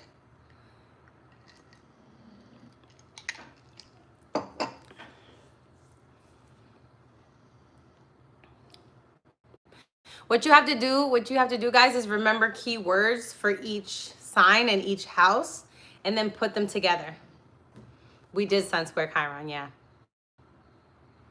Chiron conjunct North Node in eighth house Gemini, becoming a tarot reader, an occultist, a psychologist, helping other people heal things through listening, conversation, speaking, writing, and teaching.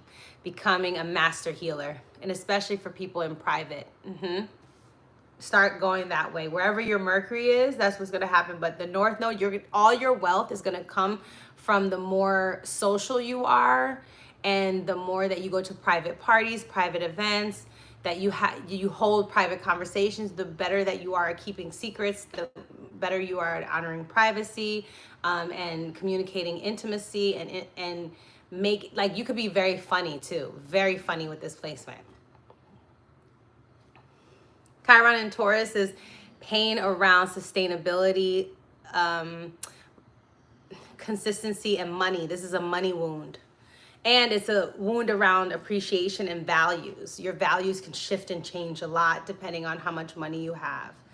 Because Venus is the ruling planet of Taurus, and Chiron is hurting Venus in Taurus, which is self-worth, value. And so depending on which house it's in, you can feel very hard. Like I found a lot of Chiron Taurus people, they have to pay big money for the shit they get into. They lose a lot of money for the shit they get into because they go against themselves. They go against their own nature, because Taurus is nature. They go against their own the things that, if your five senses are not in agreement, sight, touch, taste, hear, smell, if they're not in agreement, don't do it. And all money's not good money with this placement. This is dirty money. Okay, Chiron in the 12th.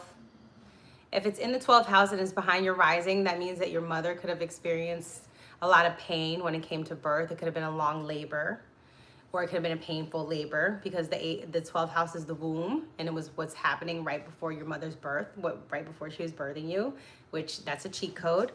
You know, if you have the moon there and it's well aspected, you could have felt very close to your mom, like, you know, things of that nature. But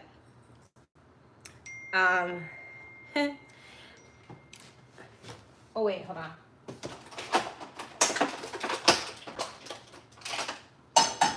Oh yeah, I shouldn't have done that. He said it's best to crack the egg on a flat surface.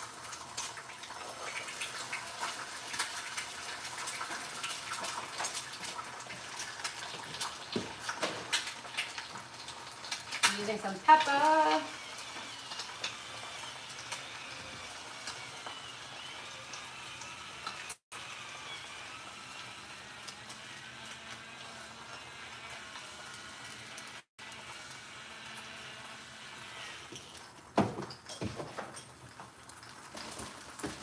You guys just keep it simple, you will be okay.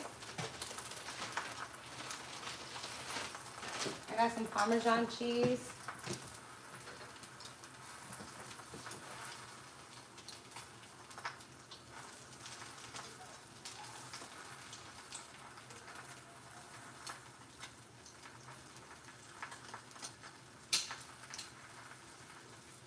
If you really want to take it up too, you take some of them chia seeds. Well, I just put a lot, but take some chia seeds and put them in there. And then I'm going to take some smoked paprika and just put it on top. I don't have my top right now, so I'm going to just do this to fry the top of the egg. Anyway, so let's talk about it. So now your best planet too, look at the planet that's the best aspected, that's your best planet. That's your best planet. The one that has the most sextiles to it and the most trines, that is your best planet. So you can go on astro charts, because that one's going to help you break it down, and you'll see, you know, the asterisk, that's a sextile, the square, that's a square, the trine is a line. In conjunct is like, I think the opposition is the circle with the line with the circle, you know, and the inconjunct is like this. So look at astro charts, and on astro charts, see, oh, do I have a lot of sextiles? Do I have a lot of squares? Do I have a lot of trines? And that'll tell you a lot about yourself as well. Tell you a lot about your personality. If you have a lot of squares, it feels like you're always at odds with yourself. Like you're always fighting, you know. What about North Node in Libra at 1 degree and 5th conjunct Mars at the 2nd degree? Is the North Node in the 5th house as well? That has to do with relationships. North Node has to do with relationships, marriage, and partnerships.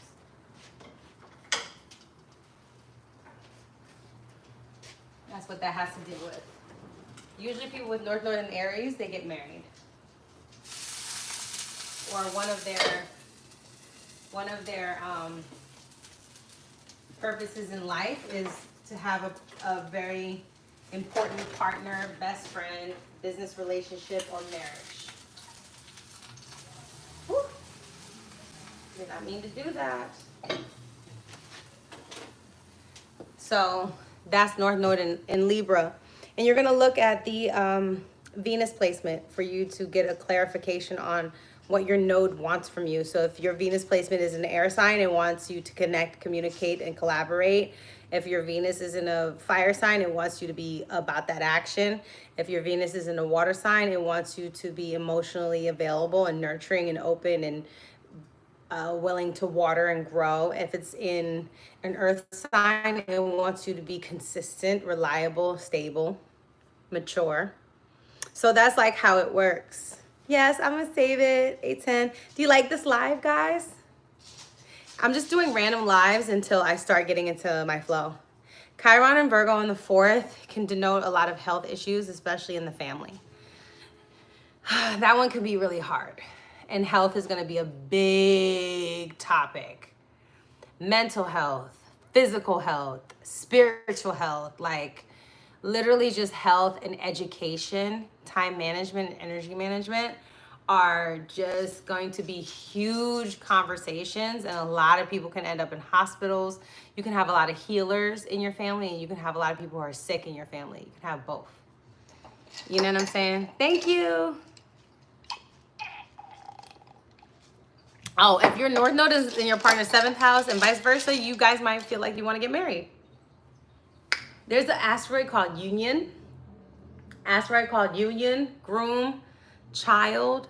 There's an asteroid called Love. There's an asteroid called Adonis, Eros, money, opportunity. There's asteroids. There's like 20,000 asteroids, and so you can see why you would marry somebody. Like, never again, because you know astrology, never again will you sit there and say, why does this person do this to me?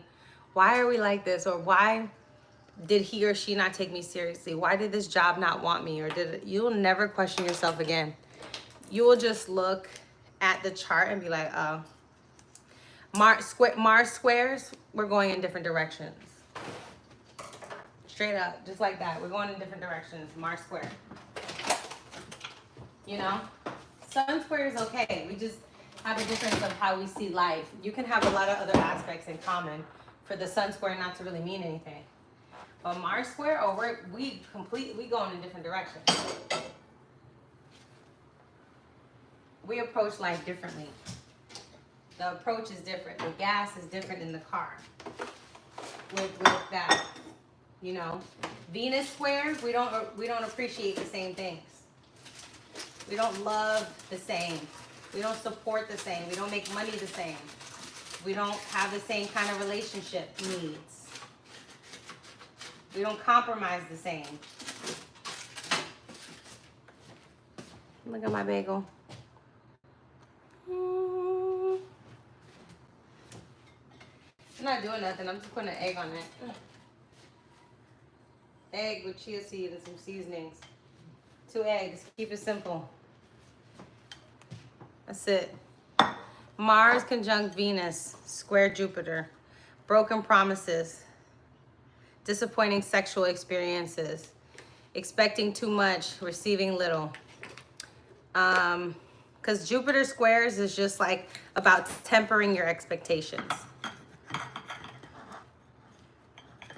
That's what Jupiter squares are for.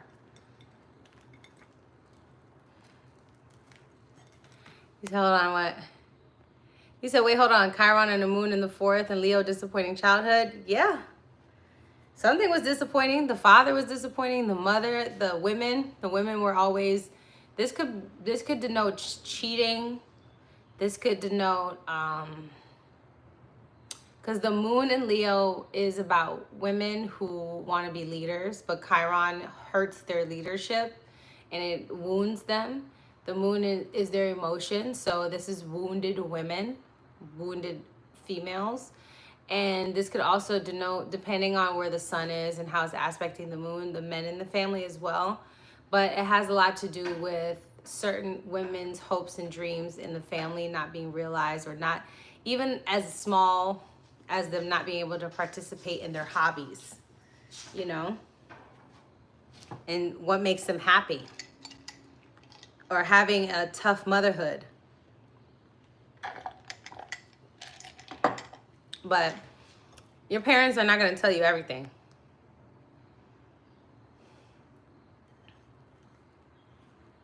My little sandwich.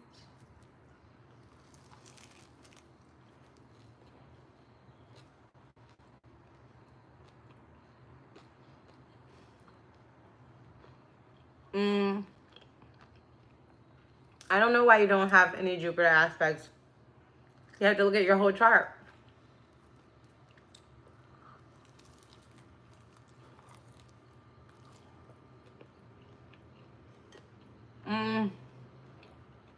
It depends on your chart.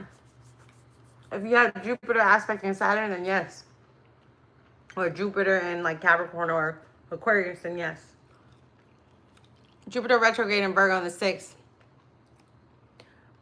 It can make it feel like every day something irritates you.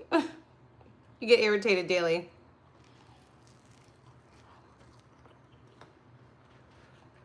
But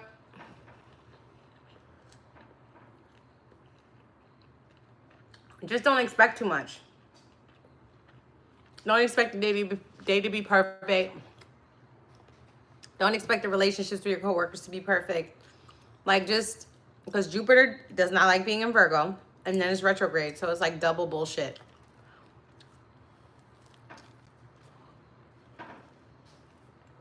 You know?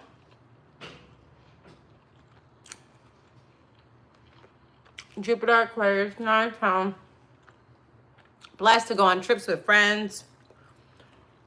Blessed to always be learning, exploring.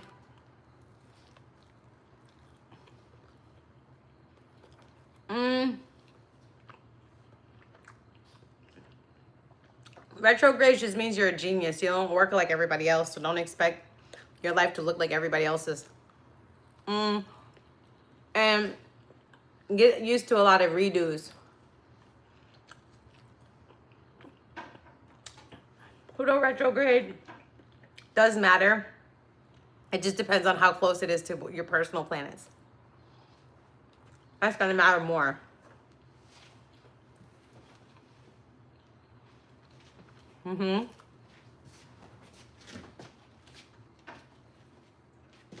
Yes.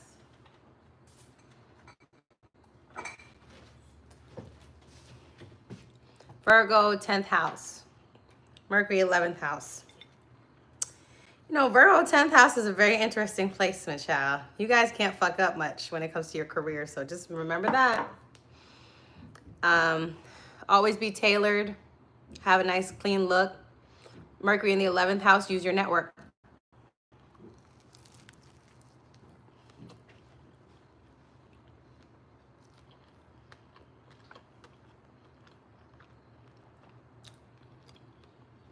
Uranus and Sun conjunct natal Taurus, but is it transiting or is it all conjunct? Mars in Libra, 6th house retrograde. Daily routines, you be waiting for people. Stop waiting for people. Move on with your day.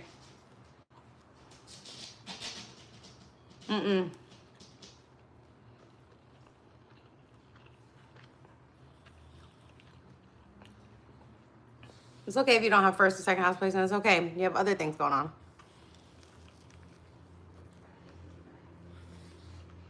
I don't have first or second house placements, so I'm fine.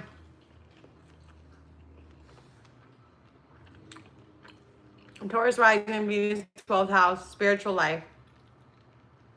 Pluto, 4th house people. Would it be better to move up? Would moving out of their hometown help shift the energy out? Yes, it would. Absolutely. I would never recommend living on your Pluto line.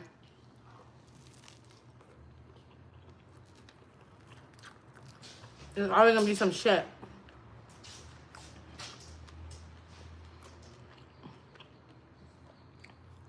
You were born during Saturn retrograde, 2nd house, so finances were being rearranged when you were born.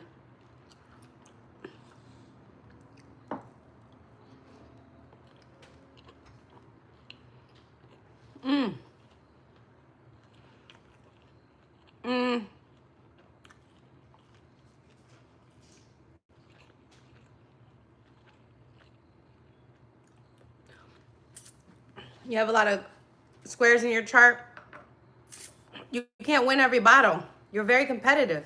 You know, squares make us competitive. They drive us. They want to propel us forward. You're just very competitive and you want to win every battle.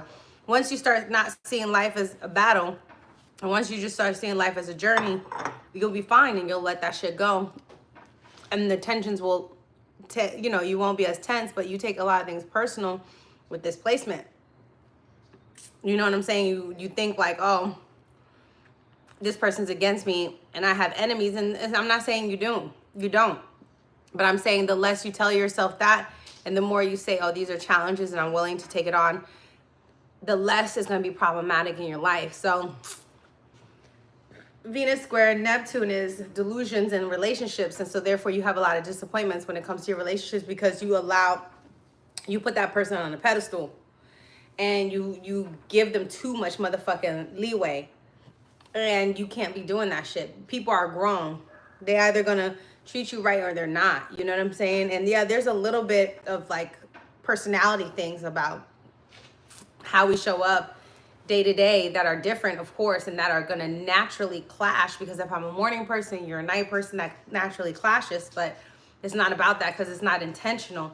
Intentional is being fucking a weirdo and being rude and stuff like that. So you have to understand with Scorpio stellium, you know, we hold on to shit. Like, so it's a fixed sign. All fixed signs, Scorpios, is an Aquarius too, Leo and Taurus, all hold on to shit.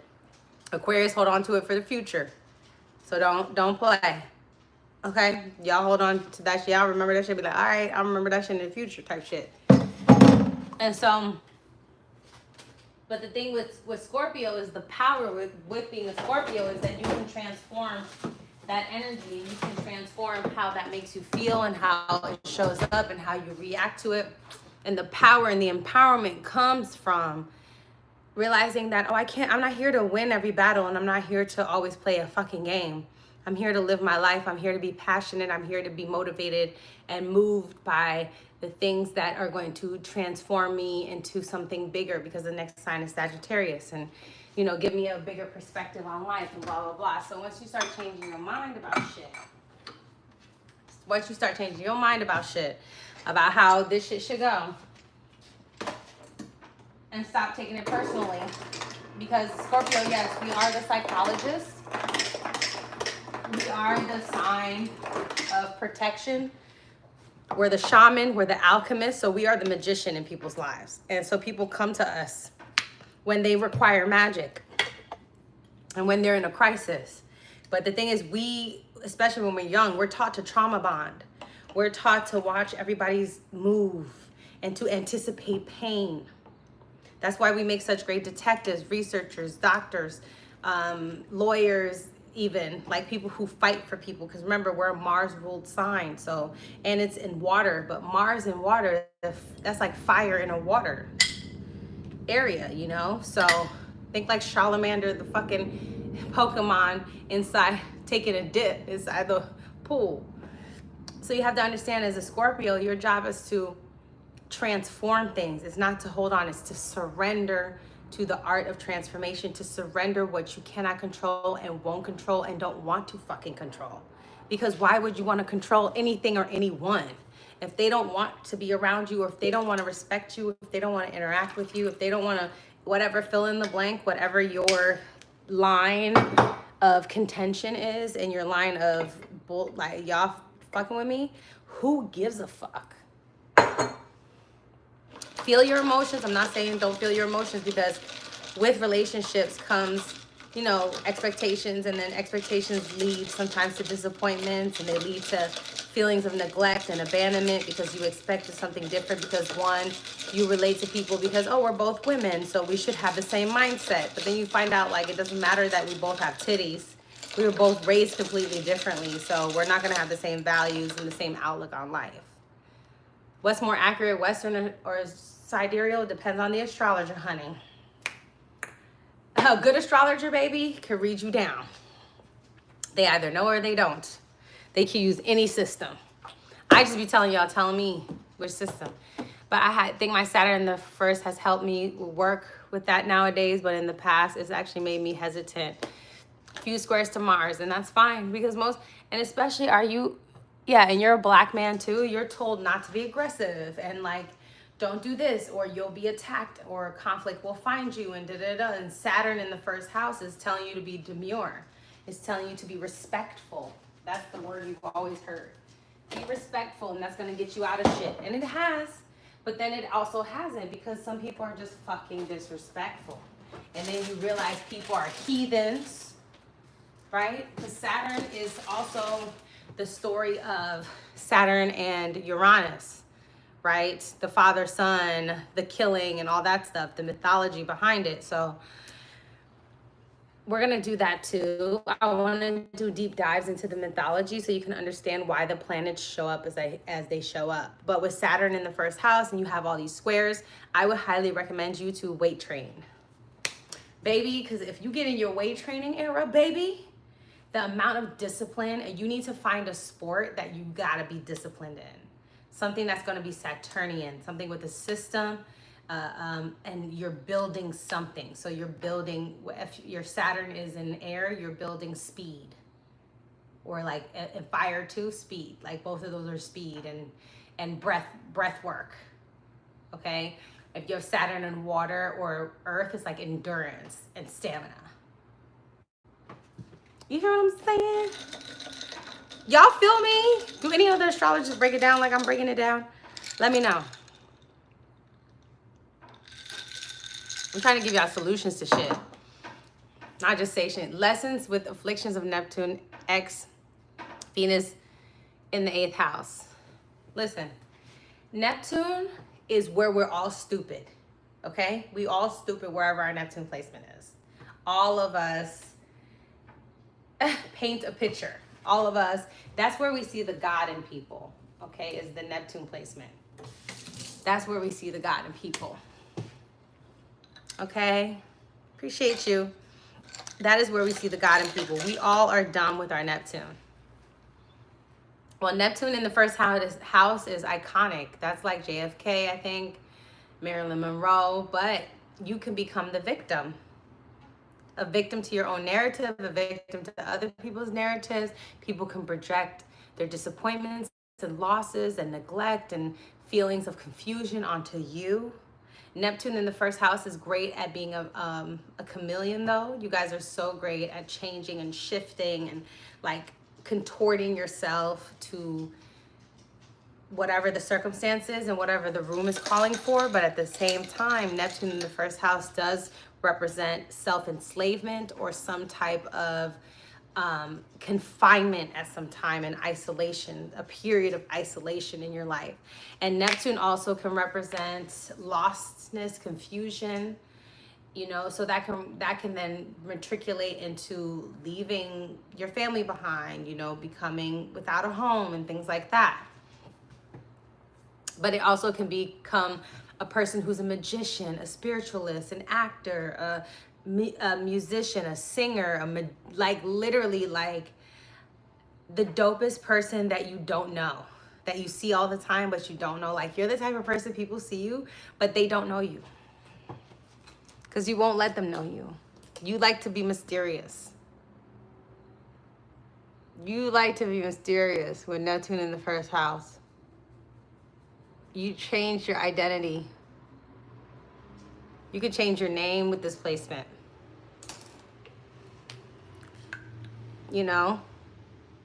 So that's Neptune in the first house. And if Neptune is aspecting your first house planet, you could feel the same way about that. You could feel like you shift and you mold yourself and you're able to contort yourself into things. In Neptune first house, I did leave my foster family behind, and I am in my life just being alone. I do have identity issues and want to change my name soon in life. It was all a dream. It was all a dream with Neptune in the first house, baby. Am I here? Am I not here? You're one of those people that people remember, but you're not always there. Like, it's one of those. You're one of those. So, you know, and the way you handle the energy is by looking at your Pisces house and which house it is sitting in. So if it's sitting in your 4th house, that means you have to rectify something with your family, or you have to sacrifice yourself for the family and then forgive them. It's all sacrifice and forgiveness. That's all Pisces, right? If it's the 5th house, that might be your childhood or the dreams of having a child. If it's the 10th house, it might be your career. If it's the 11th house, it might be your relationships with your family. And if it's the 12th house, it's feeling perpetually lost and, you know, unmotivated and, you know, things of that nature. But this is a really a clairvoyant, clairaudient, like one of those type of people. Psychic person. That's a psychic person. Let me see what's going on with my phone.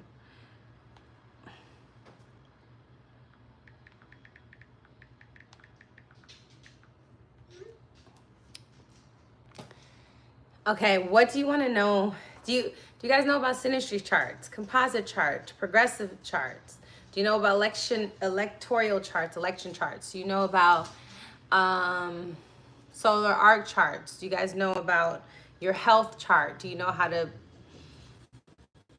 do you know that your seventh house is your partner and who you marry? Like your seventh house will literally describe how they look, what they do for work, their family dynamics. It will explain so much about your relationship, the seventh house, about who you partner with. Health charts. That's the sixth house. The sixth house is how you heal. That's how you manage yourself. The 12th house is how you heal. You know what I'm saying? Synastry charts is you and me relating together, putting your chart and my chart together. A composite chart, well, a synastry chart is overlaying them on top of each other, like just seeing how we vibe. A composite chart is seeing the destination and the journey of our relationships, so the shenanigans we would get into. Your career chart is your 10th house, so you can chart that out and see what that planet is doing, where it's transiting, what is it aspecting. You can see the cycles of that. So for instance, say you have Capricorn in the 10th house, Saturn moves every 2.5 years. So every 2.5 years, something is going to change in your career zone. How you're going to show up in your career, all of that is going to change for you. Saturn is going to Aries. I fear, or I'm excited, actually, there's going to be a lot of entrepreneurs popping up who have Saturn, who have Capricorn ruling their 10th house. Right? If you have Scorpio ruling your 10th, that's another planet that is very slow and moving. So it's going to take you a while to do the thing, or you'll be at your job for a while or in that career sector for a minute. Okay? Especially if you don't have any planets that are very like movable up there. If you have Cancer though, your job is going to be changing every 2 days. Every 2 days, you're going to have to deal with a new situation and being emotionally in a new place. If you have Mercury there, Gemini there, you have to follow Mercury. Mercury is, I think, every 3 to 4 weeks. So every 3 to 4 weeks, there's going to be changes within your thing. You see what I'm saying? Like, I need to get some payment plans, right? That would be a good idea. I got to change my website. Give me like 3 weeks. I'm going to change it up.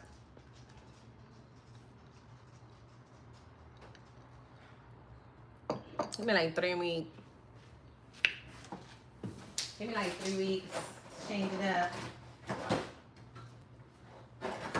But yeah, so. Oh, Teresa Randall, I love her. Virgo Mars conjunct with your Virgo moon, yeah.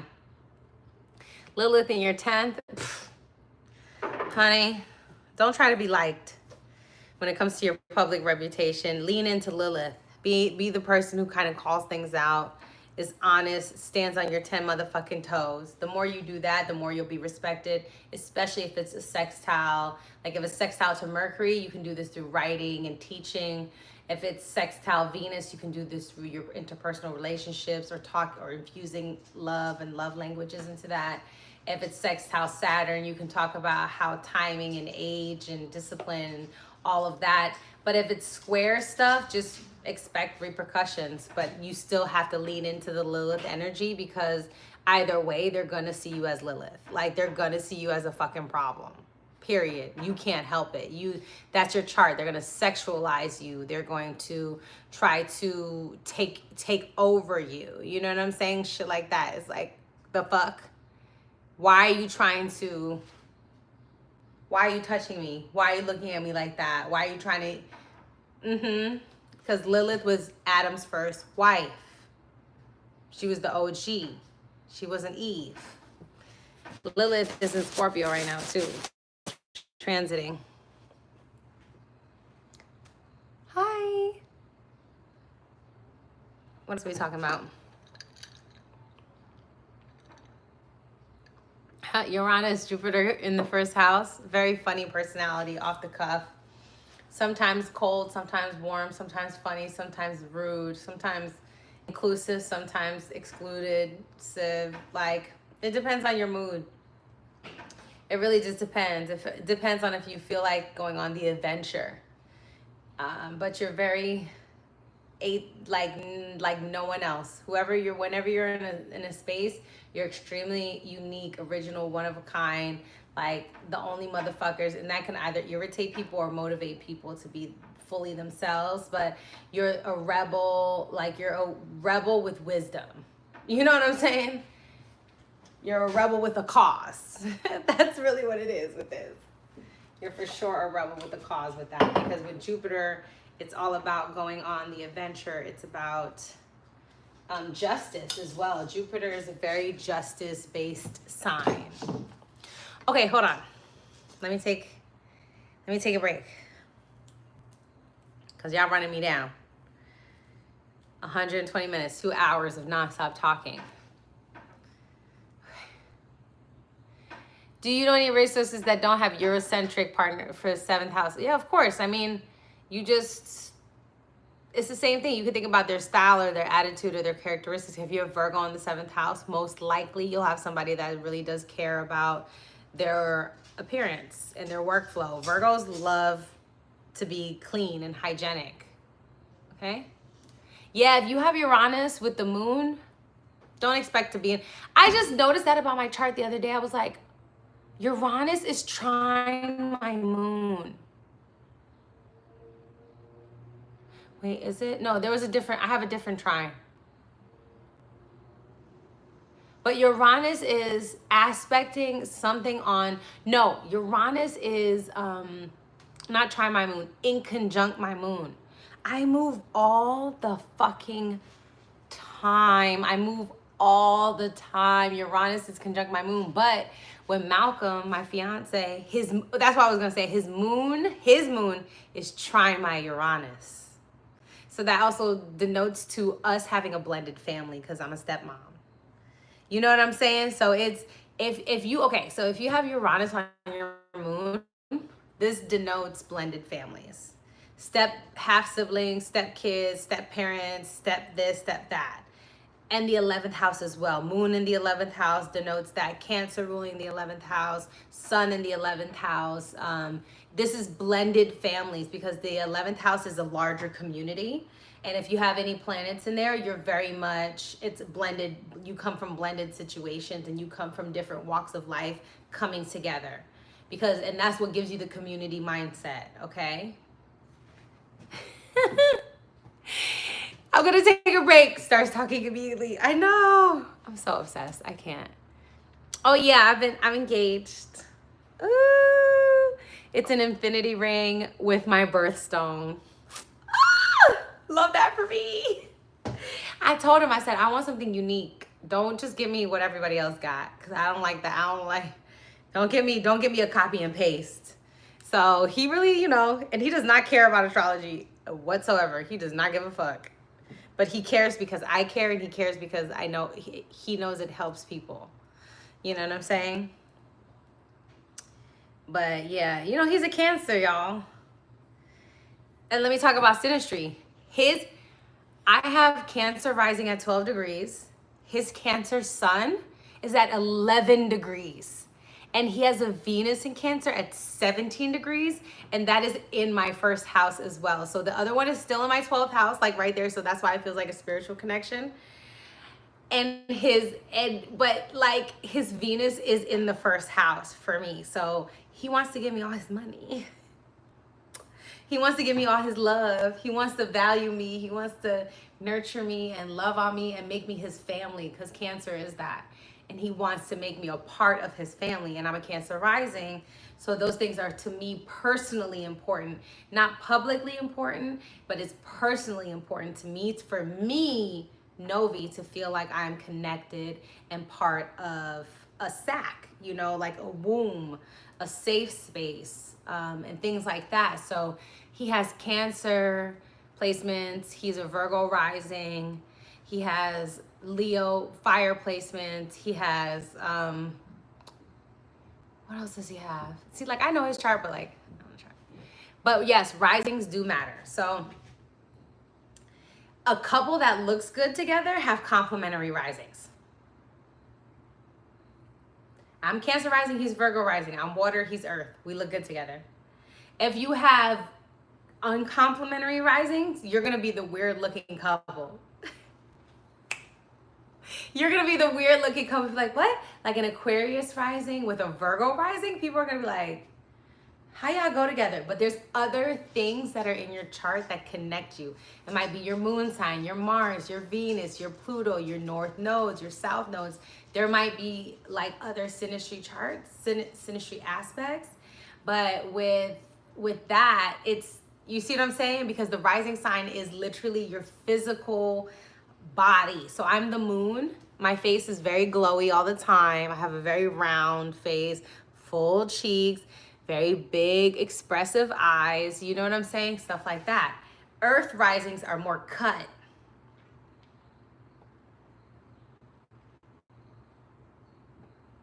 Like Capricorn risings, ooh, jawline, cheekbones. Woo! And I know I have good cheekbones, but there's something different with a Capricorn rising. Like, their cheekbones are incredible. Libras have a symmetrical face. But if you're a Libra rising and you're dating someone who is a Cancer rising, it might throw people off. Even though there's some similarities in how the personality comes across, very a little bit approachable, like forward, but the look is still going to be a little like, huh, they look good together. I just can't put my finger on it. One is the moon and one is Venus. You know what I'm saying? And or if you're a Scorpio rising with, let's say, a Virgo rising, you guys look really clean and healthy and like sexy together. You know what I'm saying? Like literally your physical appearance. Or if you're both Scorpio risings, you guys are gonna look very similar.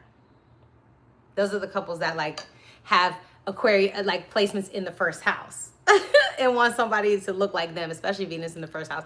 Venus in the first house dates people that look like them or are very much like them. What about risings with the same ruling planet? There's a synergy there. There's a likeness, but they're not the same. So like Taurus rising with Libra rising, they're not the same, but they complement each other because they're both gonna be fly as fuck. Libra might have on more makeup, Taurus might be more natural, but they're still gonna be both fly. You see that? I love astrology, it's so good. Like, guys, I have to do a Diddy reading. Because, honey, I looked up his asteroids and they're crazy. Yes, if I got with the Aquarius rising, we would look like we were from another galaxy. Yes. So it'll be your approach that's different. And that'll also show you how a person shows up. Like, I'm a Cancer rising, so I'm going to show up whatever sign the moon is in. Today, the moon is in Aquarius, and I'm very friendly. I'm very like communicative. I'm talky. I'm chatty. I want to talk to people. I want to be online. I want to be like hanging out. I want to talk about the future. But if the moon is in Cancer, I'm gonna be in my feelings. And I'm gonna be private and be at home and want to be with people that I feel close to and da da da. But if you're a Leo rising, then it's wherever the sun is, and the sun right now is in Taurus, so it's all about being stable and calm and cool and collected and like unbothered and unmoved, you know, kind of vibes like that. What should we talk about next? Absolutely. The degree on the rising absolutely affects your appearance because the first 10 degrees is that sign. So say you're an Aquarius rising, it's double Aquarius energy. The second half, the 10 to 20 degrees, is going to be Aquarius with Gemini energy. So these are people who probably have colorful hair and wear glasses or spectacles, okay? But can wear a lot of checker, a lot of patterns, and have cool, weird haircuts and very, very eclectic. These are very eclectic people. Whereas in Aquarius in the last degrees are more the socialites and they're like the trendsetters of fashion, but they're always aesthetically on point.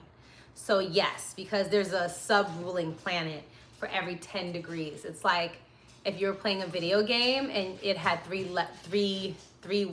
levels to that same world, you would have to play the 3 levels. All right. I did talk about Saturn moving into Aries. I did a whole thing.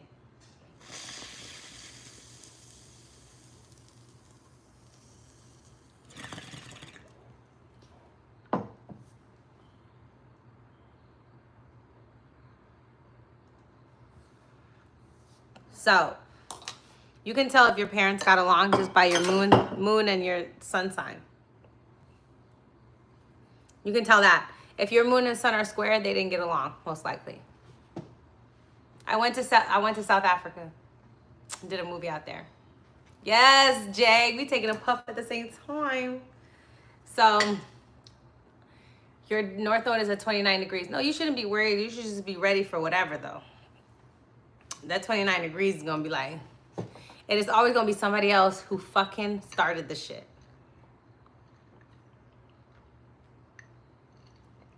You both have Jupiter in the ninth. You guys love to travel. So travel is non-negotiable. Squares mean exactly what they mean. Square up, squabble up. Means tension. But tension and friction create action. I think you should definitely try astrocartography. You should definitely visit the places that align best with your chart. And once again, you would have to see which planet is basically the juiciest planet in your chart. For me, it's going to be Jupiter, because Jupiter is at the highest place. So if anything that's at the highest part in the 10th house, that's your planet. That is going to be the one that takes over a lot, or the one that's mostly aspected. That's going to, so if you have like 5 aspects to Mars, you're Martian ruled. So you have to look at your Mars lines and, you know, all that other stuff. Look at your sextile lines and your trine lines. Like, I live in Los Angeles, and Los Angeles to me is just not that girl. Thank you. Alone in the Dark, my movie. Please go watch it. It's amazing. It's definitely a Scorpio type of movie, right? It has to do with stalking and survival.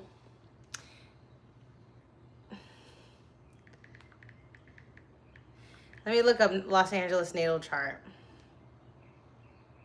It's there. A lot of cities have natal charts. Let me see what it's giving. They say September 4th, 1781. We shall see. This is one of the charts. So off one of the charts, let me see why I'm not fucking with it. Oh, I see why. Because it has Venus in Libra and Neptune in Libra. And I have South Node in Libra. So for me, it's like, bleh. Then I have Saturn in Sag. It has Saturn in Sag here. And for me, if you relocate my chart, I have Capricorn rising. And then my Saturn is in the 11th house, and it's been really hard for me to have good friends, a good community, and it doesn't feel like New York. New York was much easier for me because I think it had good Cancer placements and good Aries placements, which I have in my chart. So it makes me feel alive and like I'm doing shit. Although Jupiter is in Scorpio for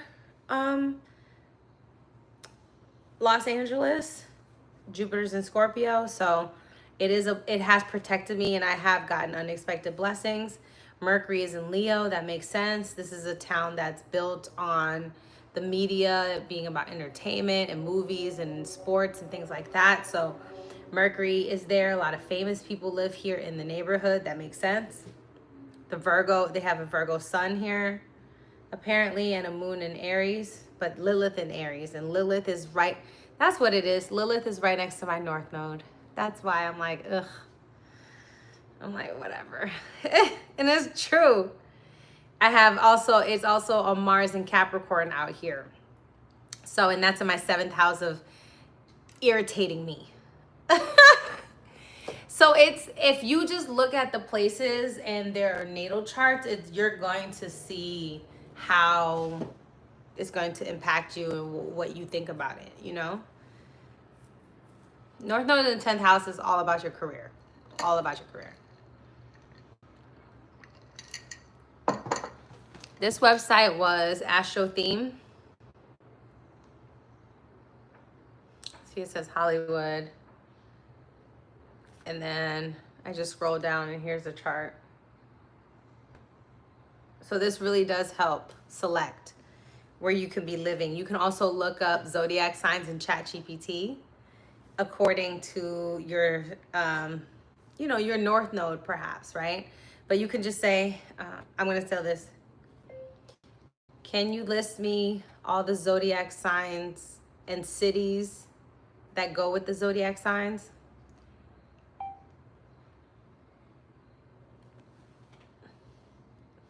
Okay, ready? Aries, New York City. Oh, wait, hold on.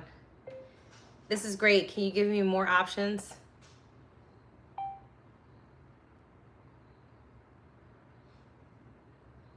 Okay, so first of all, New York City is in Aries and my north node is in Aries.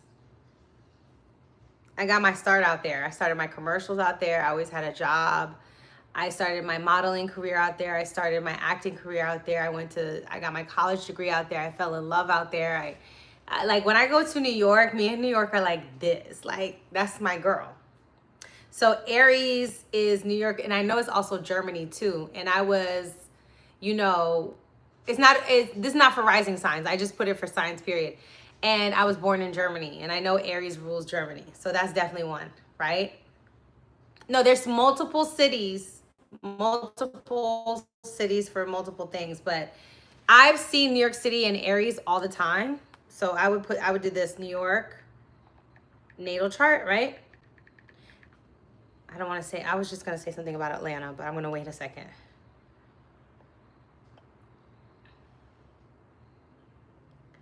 So it's an Aries moon. Okay. So the city of New York is an Aries moon. And I think that's probably why they're talking about Aries. But it does have a sun in Capricorn. And it has Mercury and North Node in Capricorn. So this is the thing. The moon is the heart of the city. That's the moon. That's like, and I'm a Cancer rising. The moon is my life. So you have to understand how it applies to your chart, right? For me, the moon is my most useful planet. It's the thing that I'm the most comfortable with. So if the moon is in Aries and my North Node is in Aries and it's literally a couple degrees apart, then it's going to feel comfortable for me. And then it does have Capricorn placements, which are my 7th house. So the sun is in Capricorn in my 7th house. The Mercury and the North Node is in the 7th house. So the South Node is in the 1st house, meaning that I do burnout, that I give a lot to my relationships. I'm always working. I'm always climbing and achieving and doing stuff like that. So, and there's a Jupiter in Libra.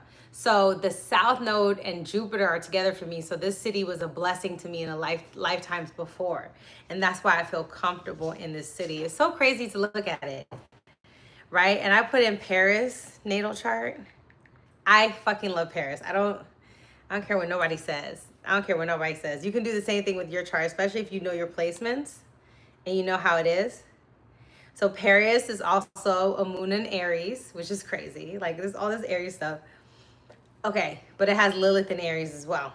It has Venus in Virgo, Pluto in Virgo, and Virgo rules my 3rd house of neighborhood and communication, things of that nature.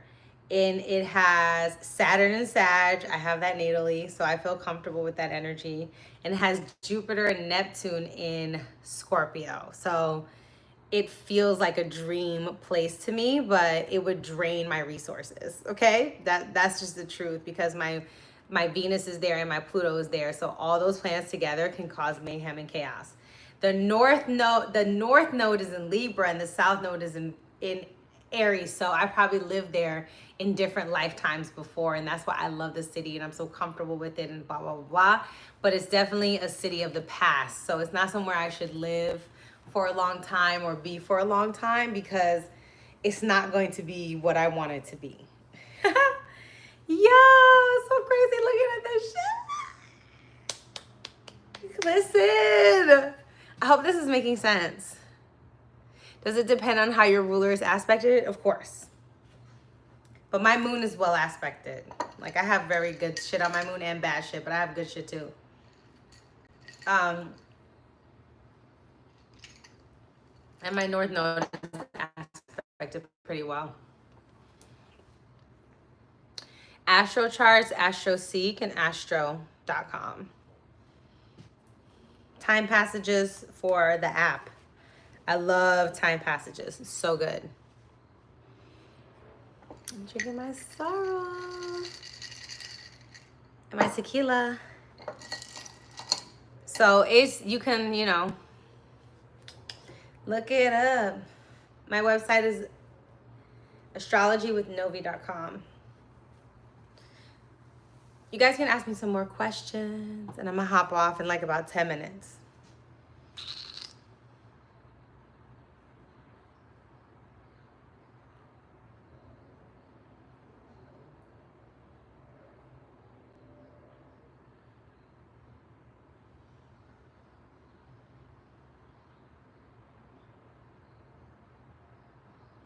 Sun, you feel like you're drowning. My north node is in Capricorn. Well, yes, your south node in Cancer, and then we'll talk about Lilith opposite Saturn. That's a good one. South node in Cancer, a lot of family things happening, a lot of codependency, always wrapped up in the past.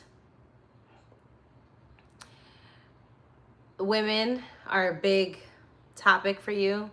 And North Node in Capricorn requires you to have a lot of discipline, to get out your feelings, to worry about time management, to look at the bigger plan, to work your way brick by brick, especially if you have too many fire placements. You want things now and you don't want to do a lot of the work, but your North Node in Capricorn is like, who the fuck gonna do it? You got to do it. Nobody else is gonna do it for you.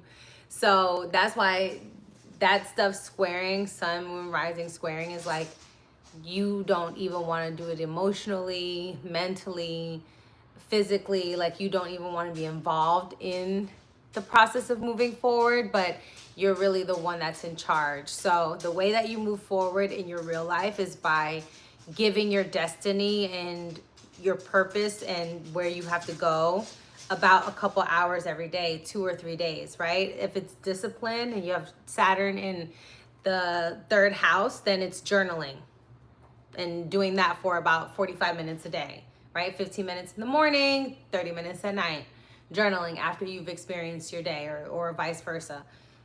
If it's Saturn in the 6th house, it's by being really good with meal prepping and your diet, stuff like that, and being really disciplined with taking care of your pets. If it's in the 8th house, it's by being really good at managing crises, I think. It's about managing other people's debt even, and other people's resources. If Saturn is the 11th, it's about how you show up for the community, and you know how your humanitarianism is created, and how it's there for a long time, and you created a legacy out of that. You know, things of that nature. You have to look at where the planet has now moved. Remember the first analogy that I gave you guys about family members. So each house is a different family member. Where is the planet? Where is it usually comfortable? If you have Capricorn in the 2nd, Saturn is comfortable then usually in Capricorn, even though it might be, depending on the house, it might still be uncomfortable, but it doesn't matter. Usually it's the most comfortable in its own home because it's a familiar environment. But if Saturn is in Cancer in the 8th house, then that can really denote a lot of family debt, a lot of family financial chaos, tie-ups, a lot of hidden and secret things when it comes to finances, power dynamics, control, other people's resources when it comes to family things, right? That's Moon in the 8th house. It can also mean inheritances. It can mean money from foreclosures, or transforming something old to something new. It can mean several things, but you would have to look at the signs and the aspects to tell you what it is for you. Moving to your Venus line, if you have Venus in Scorpio, depends on how it's aspected. Venus in Scorpio is at its detriment because Venus is at home in Taurus and it does not like being in Scorpio. Venus is a very selfish sign, okay? Venus is all about its own comfort and pleasure, and it's about me, and that's Taurus. But in Scorpio, it's about us, and it's a chaotic situation. So a lot of Venus and Scorpios have to go through life and death situations with their partners. Like most people do, but not the way Venus and Scorpio has to do it. It's just levels, those levels. But you asked, let me see if I can find it again.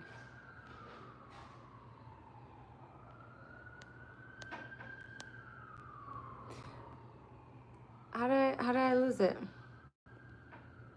Oh. I'm still looking for it. Give me a moment. Jupiter. Yeah. What do you think about moving to your Venus line? And if Venus is well aspected, so if you have a sextile to Jupiter in Capricorn or Virgo, that means there's an opportunity for you to work through those pains and, you know, to build something long lasting and to heal at a more sustainable rate. So I don't know if I outright recommend it, but once again, you have to see which planets do the best in your chart. Cool. All right, we have a little bit more time. Lilith opposite Saturn. Hold on. Gotta pee, but we're gonna talk about that right now.